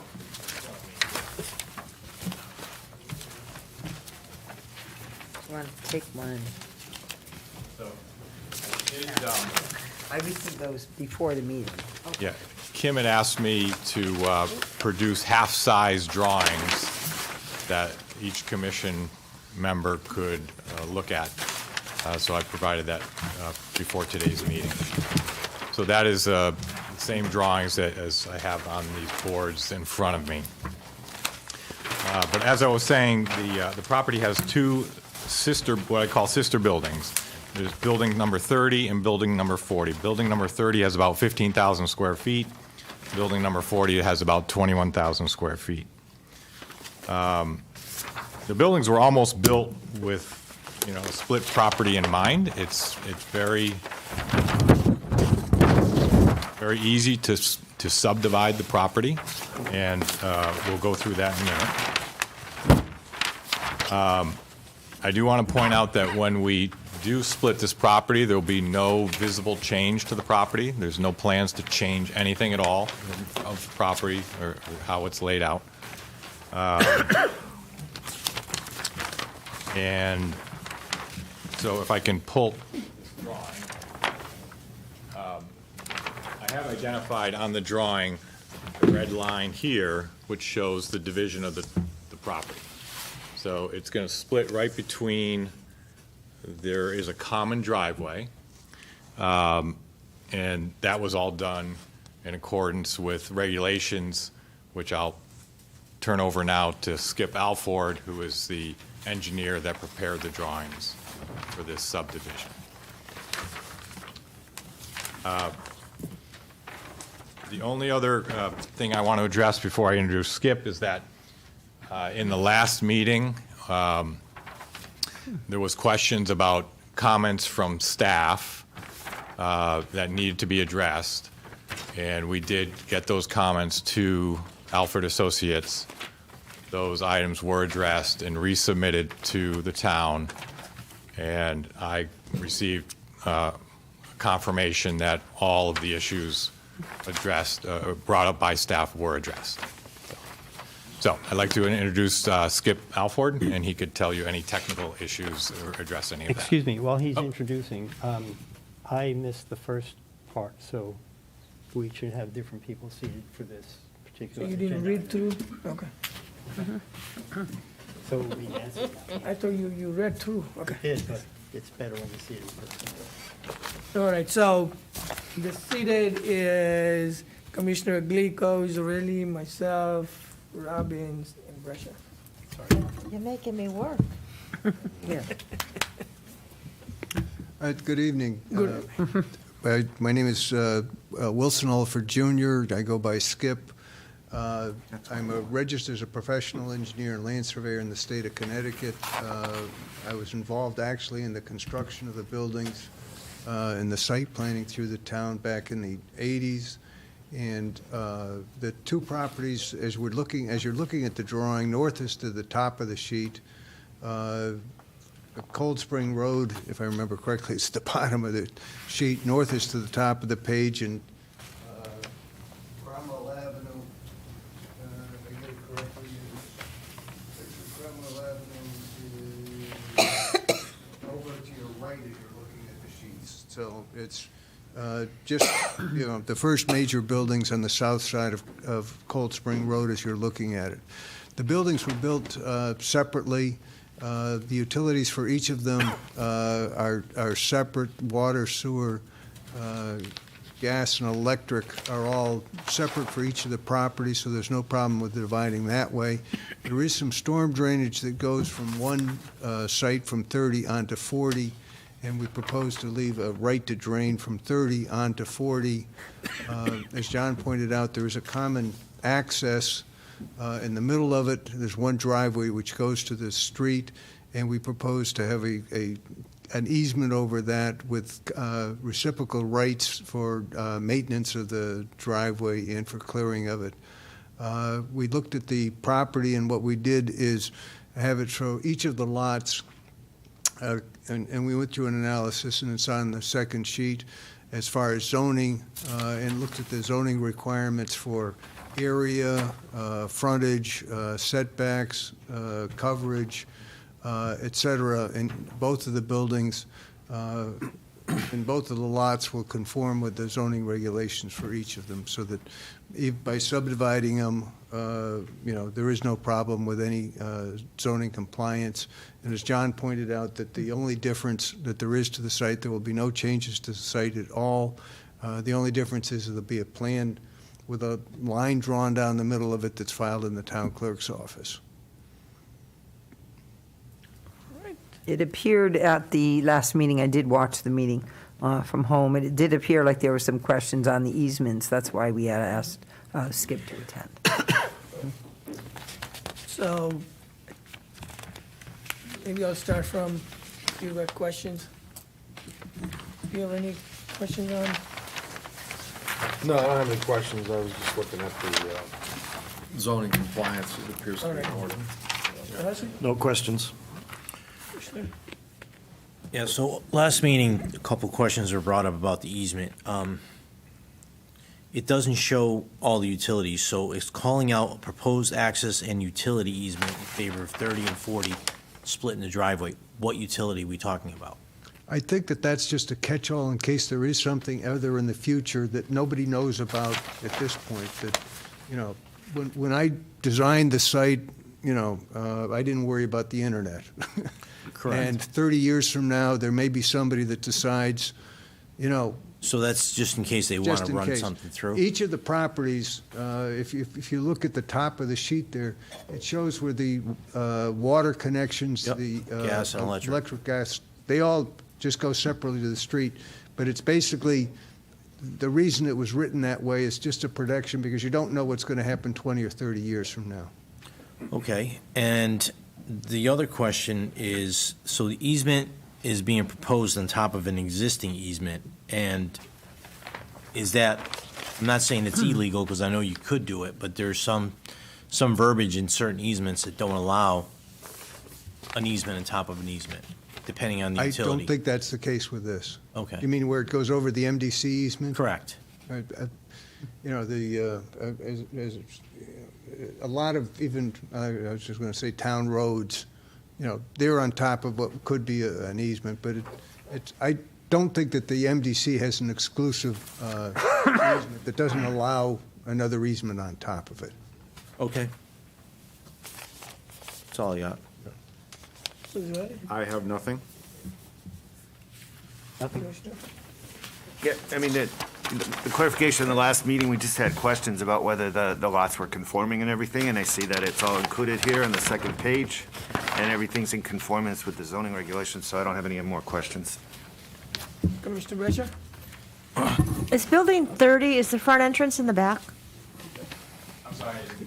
Where's the front entrance? In building 30, is the front entrance in the back? Correct. Okay. Is it well lit back there? Yes, there's Okay, parking 'cause lot lighting, and there's also I full didn't know how lighting. lit that was. I know that one of them had a back entrance and one of them is.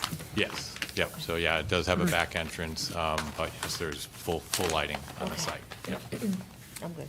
All right, I don't have any questions. Can I have a motion? Motion to approve subdivision application Solidus Incorporated proposing to divide the property into two lots with existing structures located at number 30 and number 40 Cold Spring Road in a C commercial zoning district ID 16-305. May I have a second, please? Second? All in favor? Aye. Aye. Opposed, motion passes. Congratulations. Thank you very much. Agenda item C, street acceptance and referral to Town Council Valentine Builders, extension of Southbrook Road by approximately 400 lineal feet. Not much to this. This has been going on. The Springbrook extension has been going on for quite some time. And then there had been an issue that in the fall, they wanted to go through street acceptance, and there was some issue because the town was doing some paving work out there as well. The final punch list was done in the fall, and we have finalized that. So we are ready to propose the street acceptance going forward to the town council. We have the as-built plans. Everything has been completed, and we're looking for, Can you please? we're looking for a referral to the town council. So simply, motion to refer. Motion to refer street acceptance of the Southbrook Road of approximately 400 lineal feet. I'll second that. All in favor? Aye. Aye. Motion passes. Agenda item D, site plan application, the Metropolitan District for the continuation of legal non-conforming use, proposing to construct two new buildings on site and associated site improvements, headworks buildings of approximately 1,400 square feet, and new electrical works building of approximately 600 square feet for property located at 80 Goffbrook Road Lane in the Agricultural Zoning District ID 01-015. So just for this, I'm going to recuse myself. I don't have any interest in this, but as a commissioner at MDC, I just want to make sure I'm not part of this application. So sitting in for Commissioner Desai will be Commissioner Hussey on this one. So it's Hussey, Aglico, Zarilli, Moorhurst, and Robbins for this one. Thank you. Good evening. Thank you. My name is Julie Bjorkman with JKB Consulting, and I'm here as a consultant for the district. We have Jessica Ping with Arcadis, who's representing the design engineers, and Alan Pelletier from the district.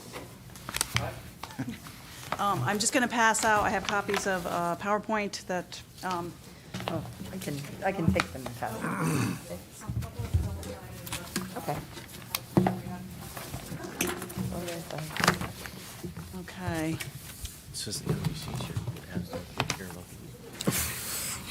Okay, so thank you for staying with us, and I will try to run through briefly. This is some of it is repetitive of what we presented to the Wetlands Commission recently and back in December, and then we received their approval last week. So I'm going to kind of breeze through, but we're here to answer any questions anybody has at the end, okay? So basically, just the broad overview is the plant itself went through a comprehensive upgrade back in 2014 and came to the commission and received some variances. And there were a couple of pieces of that project that were sort of bid alternatives that got a little reworked, and that's what this project involves. So it's upgrades to the headworks facility, replacing some equipment, and then building an enclosure, metal wall, prefabricated metal building surrounding the headworks, and then a new electrical building which provides electrical equipment to service this equipment.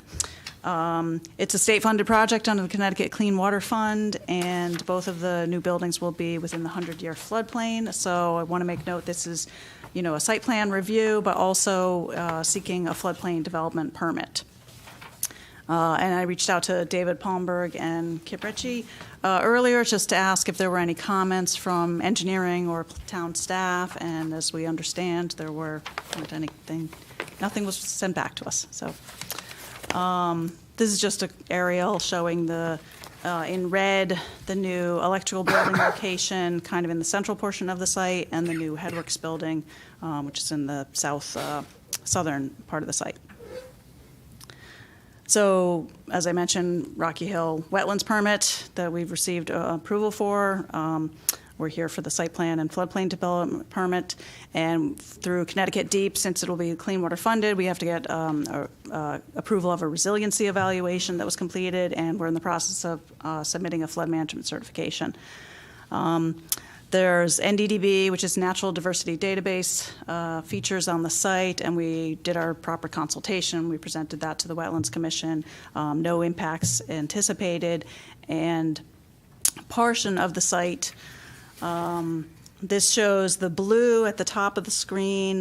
There's a stormwater basin on site. Excuse me. That is delineated as wetlands, and then here's the 100-foot upland review area line. So all of our work is outside of the wetlands and outside the 100-foot upland review. Excuse me. The orange line surrounding is the FEMA floodplain. Excuse me, I'm going to grab my water for a second. Do you need a cough drop also? Oh, that would be Do great. that Yeah. too. Let me grab the water.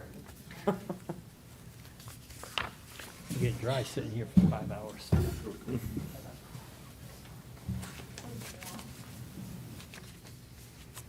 Did you want me to bring more? I can bring more. Thank you. Sorry about that. Okay, so the FEMA, the portion of the site is covered by the FEMA floodplain. So our two new buildings are within the floodplain. MDC has a mitigation procedure to sandbag the entrance, which is the only part of the site that is below the 100-year floodplain, as there's a levee that surrounds the plant. This is just a figure to show you the NDDB locations on site. Again, no anticipated impacts from there. And this is just a larger picture showing the wetlands on the larger parcel, because the plant itself is on about 9 acres of the parcel. The larger parcel is 23.5 acres. This is just a better view of the floodplain. The blue is the 100-year floodplain and the location of the new buildings there.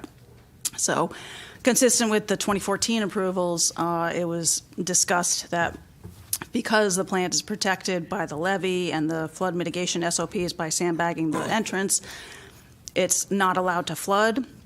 So, compensatory storage for any new development within the parcel, the plant itself, is not really required or appropriate, and that's what we've was confirmed in the 2014 Connecticut Deep Flood Management Certification approval, and consistent with our approach here.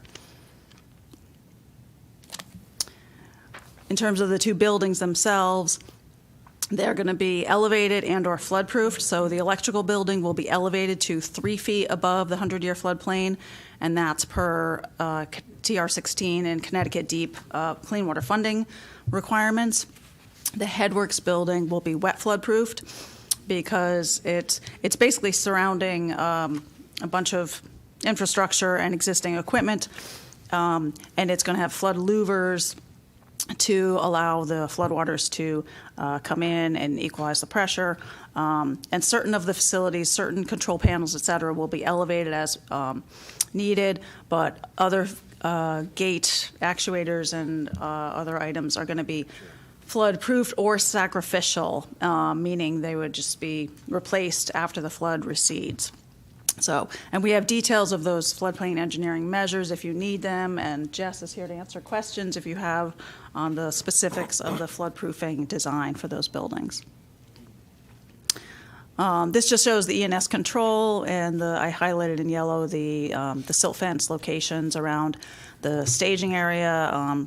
Come in the entrance drive here, and then there's a tracking pad and staging stockpile area right there, and then catch basins will be protected with silt sacks and some silt fence over here, which protects. There's sort of a grassed area where the new electrical building will be installed or constructed.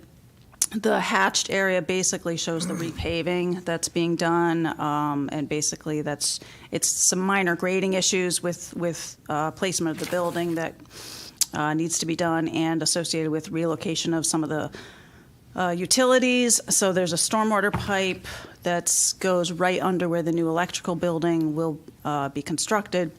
So that gets realigned and shifted a little further to the south, as shown on the next plan. So again, here's the electrical building, here's the Headworks building. The orange is the new communications and electrical duct bank runs, and the blue is just highlighting the shift of the stormwater piping.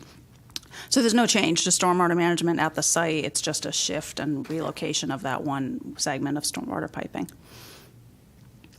The stormwater all goes to that stormwater basin that I showed on the first slide on site, and goes by gravity outside of the levee area at certain elevation stages of the Connecticut River, and at a certain flood stage, it is pumped outside of the dike. So zoning in terms of site plan conformance, several variances were granted back in 2014 for the larger plant upgrade. We're well within all of those setbacks and height requirements. The electrical building is not within, it's kind of in the center part of the plant, as you saw, so it's not near any of the setbacks. And the height is about 18 feet, which meets the 26-foot height that was granted in the variance in 2014. The Headworks building is a fairly tall building, and that one is going to be just under the 26-foot height that was granted back in 2014. And these are just some architectural elevation drawings, and I think these were included in our application too, but just to show, just so you can get a sense of, excuse me, the the scale and the size and the look of what these buildings are going to look like. The south elevation, I believe, is what's going to be along Gulfbrook Road. Does that sound right, Jess? Right. So that's what you would see from Gulfbrook Road. Yeah, it's just one day. And then these are just the other elevations. And it's going to be an aluminum building, and we tentatively have a color. It's going to be a burgundy color to match, fit in with the existing facilities. Although I'm not sure the final color has been chosen, but I think that's what's intended. The electrical building is going to have a brick finish. And that, again, that will be elevated on a concrete foundation to be completely flood-proofed. So these are obviously imperative upgrades to the plant to maintain their reliable, safe operation, especially in terms of the electrical system and the headworks equipment to be updated. The site's been there. It's intended to remain as the same use it's been since the 1950s, which is consistent with the Plan of Conservation and Development. And new facilities are designed to fit in with the rest of the plant site. So with that, we will be happy to take any questions. Commissioner Hussey. I think the only question I have, the buildings, obviously new buildings, town building department would be involved with that as well during construction? Typically, we would have the contractor pull any building department permits, correct? Yep. Okay, all set, thank you. Commissioner Glico. I'm all set. Commissioner Morehurst. Commissioner Robbins. So the noted improvements are gonna add what additional functionality to the facility? Just point of curiosity. Yeah. I might have Jess or Alan. You want to? I'm going to have one of them jump in and. It's not changing any of the functionality at the treatment plant. It's basically enhancing what we have there in terms of treatment processes. At the headworks is where that we have our screening. That's done manually by people, where you're basically putting in automated bar screens to take out the grit. So instead of having people do it, which is just a nasty job that is done every day, we're going to have mechanical bar screens that just automate that process and remove the debris. And the bar screens, the manual bar screens in place that are cleaned by people, have a spacing that is much wider than the new mechanical bar screens. Those mechanical bar screens are going to screen out the grit material to protect all the downstream equipment that we have. We spent $40 million in our last upgrade, and what we really want to do is protect all that investment by putting in the new bar screens. And so, and then the other thing is, because the new automated bar screens are electric, we have to basically put in a new electrical building to feed those that new equipment, and also replace the electrical gear that is needed to power, because those things were built in the 1970s and they're really old and just need to be replaced. Does that answer your question? Yes, thank you. No other questions. Just a question about the electrical. You have on-site generation? Emergency generation. Yes, we do. Fuel, or is it natural gas? Diesel. I'm assuming it's like 10,000 gallons, 5,000 gallons? I don't know what it is. It's a belly tank underneath the diesel. Okay, so it's a day tank. It's got enough fuel to operate it for like 72 hours. Okay. Can I get a motion, please? I got a question. Oh, An alternate, but I can question.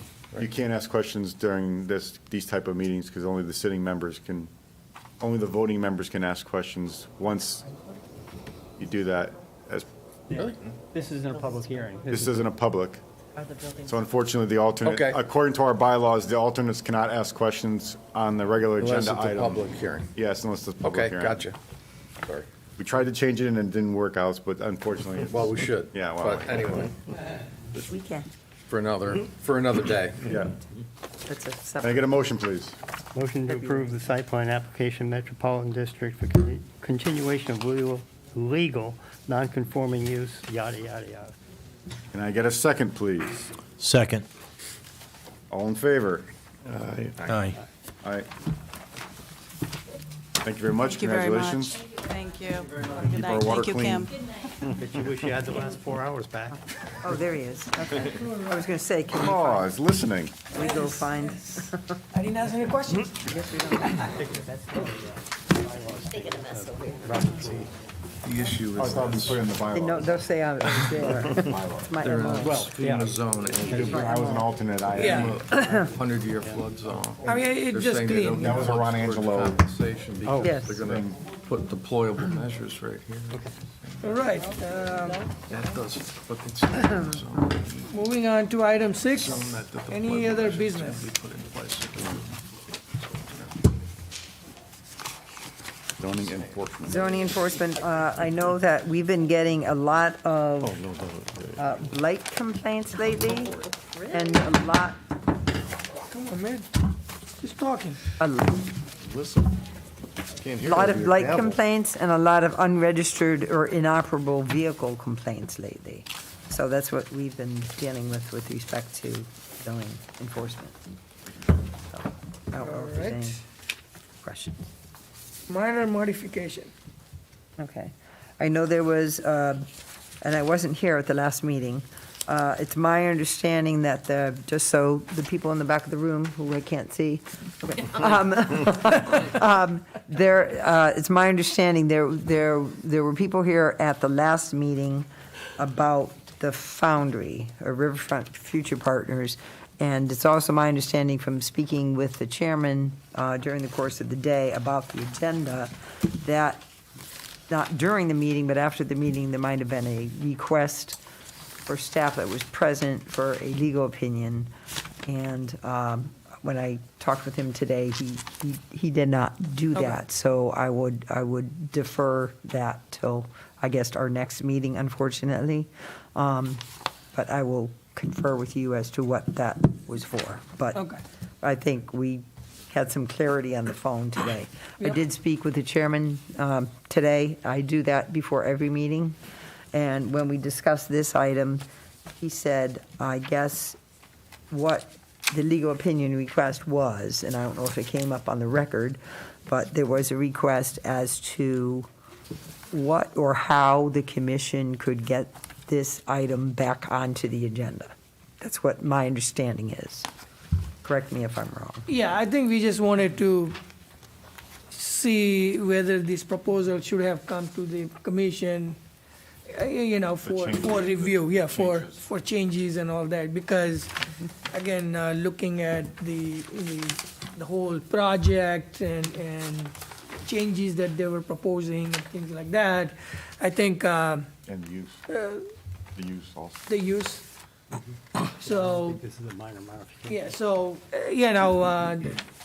we wanted to just get legal opinion as to, okay, is this, major, minor, and if not, then because it has been approved by the staff, what are the next steps? Like, what are the Okay, options? okay. Plus, we do have a section in the regulations that discusses major changes and minor changes, so that would be given to them as well. Mhm. Okay.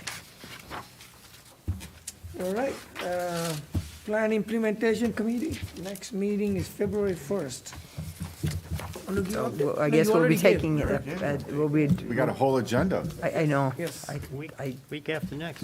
We have a whole agenda for the pick. Legislation? As far as PIC goes, the February 1st agenda, it was decided to invite the Housing Authority Director Yep. and possibly a Board Director to talk about affordable housing. We're also going to be talking about the Affordable Housing Plan, an update, members on that. We'll be talking about sidewalk ordinance revisions, because we want to suggest to the town council about revisions to have, if the commission waives the sidewalk for, say, a non-residential development, and we have a contribution to the sidewalk fund, and we want to make sure we clarify the sidewalk fund with the finance department. It is mentioned in a town ordinance, it is mentioned in state statute, and we want to make sure we do have a separate and distinct fund created and set aside, so we can take the money that's out there that we already have accumulated and earmark it specifically for sidewalks. There was interest, and Ed Ciccarello just left the room, but Ed Ciccarello and others who sit on the committee want to talk about bikeways, the types and the usage thereof. And then we do have members that sit on the Sustainable CT in the Rocky Hill section, and we want to get an update from them. And at every meeting, what we do is we set a topic for the next meeting, so we can actually have some progress and make some headway with some, we hope to get some items before the town council in the next few months. Yeah, so I think for everybody, you know, we were meeting before, and then we'll meet again, and then we'll meet every quarterly again, and so I think now what we are trying to do is like, you know, just talk about a couple of things, get it done, you know, so move on, so we don't keep on talking about for like, you know, years and years. I want to find out, the last thing the committee did was put forth the complete streets policy. We gave the town council a draft, and I know they're getting into budgets now, but I do want to find out what that status is, so Yep. I might just put that in there real quick at our February 1st meeting to find out what that status is. All right, legislation? Coming up, well, we do have a few things coming up. The biggest thing, I think, is the land use training under Public Act 2129, which have a lot of things for planning and zoning commissions throughout the state to do. One of the things is mandatory requirements for training of land use officials, and that's planning and zoning, that's wetlands, that's ZBA, and you need at least 4 hours of training between 1/1/23 and 1/1/24. And one of those mandatories is 1 hour every 2 years of affordable and fair housing training. So that we're going to find for you, and you're going to have to do it, because we have to report to the state. We do have optional training, and they do list in Public Act 2129 the types of training that you should have. Legal basis, running a meeting, commissioner conduct, how to read a plan, I mean, that's basic stuff. Environment, agricultural, and historic resources. The Land Use Academy is a good one for some free training sessions. And I've provided, I think that was in here. And if not, I'll send you a link to it. I think I may have emailed today some of the things. But the Connecticut Land Use Academy, they do have free sessions, and there may be something we need proof that you actually did it. There's certain times a day, but then we also have the Connecticut Bar Association. They typically do every 2 years. They have a full day training on the legalities, and it is a very good session put on by very well-known attorneys. It's typically held at, I don't know if this one's at Wesleyan, but I know we've been to Wesleyan. We've also been to Eastern. We try to utilize educational facilities. It's on a Saturday. I know some people don't like to spend their Saturdays, but you get a lot of it done at one time. Online. It's all Pardon? online. Yep, it's online this time? It's all online. Okay, but 9 to 4:30, Saturday, March 11th. There is a $45 fee for it. I didn't bring my book with me, but Alan did bring an old, it was kind of funny that he was thinking about this today, from 2013, so there's a lot of information in here. So there is a $45 fee. What we ask at the town is that you register, you pay the fee, you get a receipt. After you get the receipt and take the course, you give the receipt to me and you get reimbursed. So as I said, we do have to report this to the state, so if anybody's interested in this, please let me know. Is there a 100-point multiple choice exam with this? No. No pass, fail? No. I mean, you do get some really good information at these sessions. I did include for the commission, though this isn't part of training, but back in March of last year, Morris Boria with Halloran and Sage, he had been our town attorney and one of our town attorneys in the past, and he was once again with a new firm, Halloran and Sage, our town legal firm, about how to be an effective commissioner. Freedom of information is one of the dry topics you do have to kind of learn about. And business, conducting meetings, ex parte communications, that type of thing. So there is some good information in here.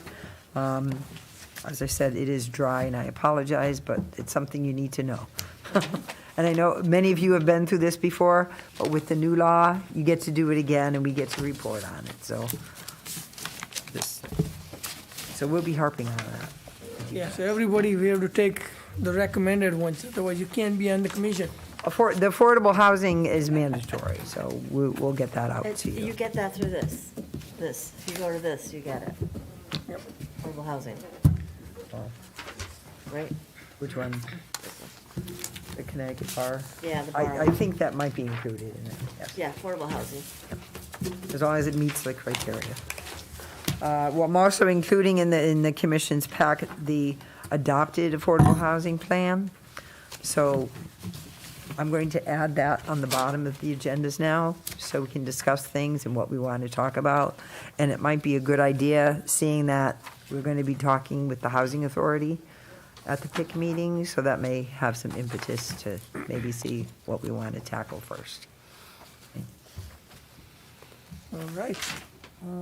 Also, legislatively, we do have the outdoor dining. We're going to be proposing a regulation and formalizing that and having a public hearing on the regulation for outdoor dining. So all those establishments that had the ability to have outdoor dining during the pandemic under executive orders, they will have to apply to get approval to continue to do that. That will take effect in May 1st. Failure to do that, they will not be allowed to. All right. Item E, we just to sign the plans, right? And we have signing the plans. I do have also in the commission packet, back to the zoning map for cannabis. I just have this as a placeholder and a reminder because we are getting some feedback from higher-ups that I think there is an impetus and a desire to do something with that. So we'll be putting forth a regulation on that, too. That will have to go to public hearing. All right, communications, we talked about. You do have your meeting schedule. Yep. That is in the packet. I just want you to note that in July, because of there is an international religious holiday in July, so our meeting will be changed to the fourth Wednesday of that month, and that was enacted back in November. All right. On communications, I don't want to be too sticky about this, but we had 3 or 4 communications that we didn't get read into the record during the public hearing. We can't do it now, obviously. There were emails and from residents. Today? For today's meeting. Were they not? She read them in, she didn't read the articles. No, I'm talking about Newspaper article. on our desk. Oh, on our desk. Yeah, there were some emails. I think I might have already trashed them, but it's no big deal. I mean, we On can't, the table? we can't do it by now. I think that was the On the- same on the woman table. Okay, well, We had on the table tonight? No, they were in our packet. yeah. And they weren't, but anyway, In our packet, they weren't on the table. it's a moot point because. the My hearing- packet said C file, that's all it said. Like this? Like this one? Well, one was concerning the fire chief, which we talked about. We had something from Bridget Rodriguez.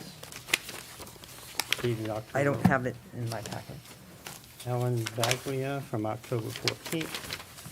No, but those should have been done before, But right? we didn't have any. We skipped the November and December meetings. And there was another one. But again, it's a Unless- moot point were because the those- hearing's closed, so we were can't. those Hmm? old? Why are you bringing them now? Why are you bringing them now?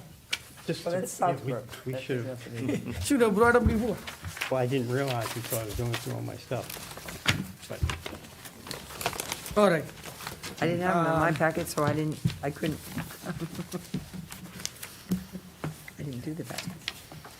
All right, I think they all have, I think the applicant, they all have the documentation. There are no approved bills, right? None. Motion to adjourn. Motion to adjourn. All in favor? Aye.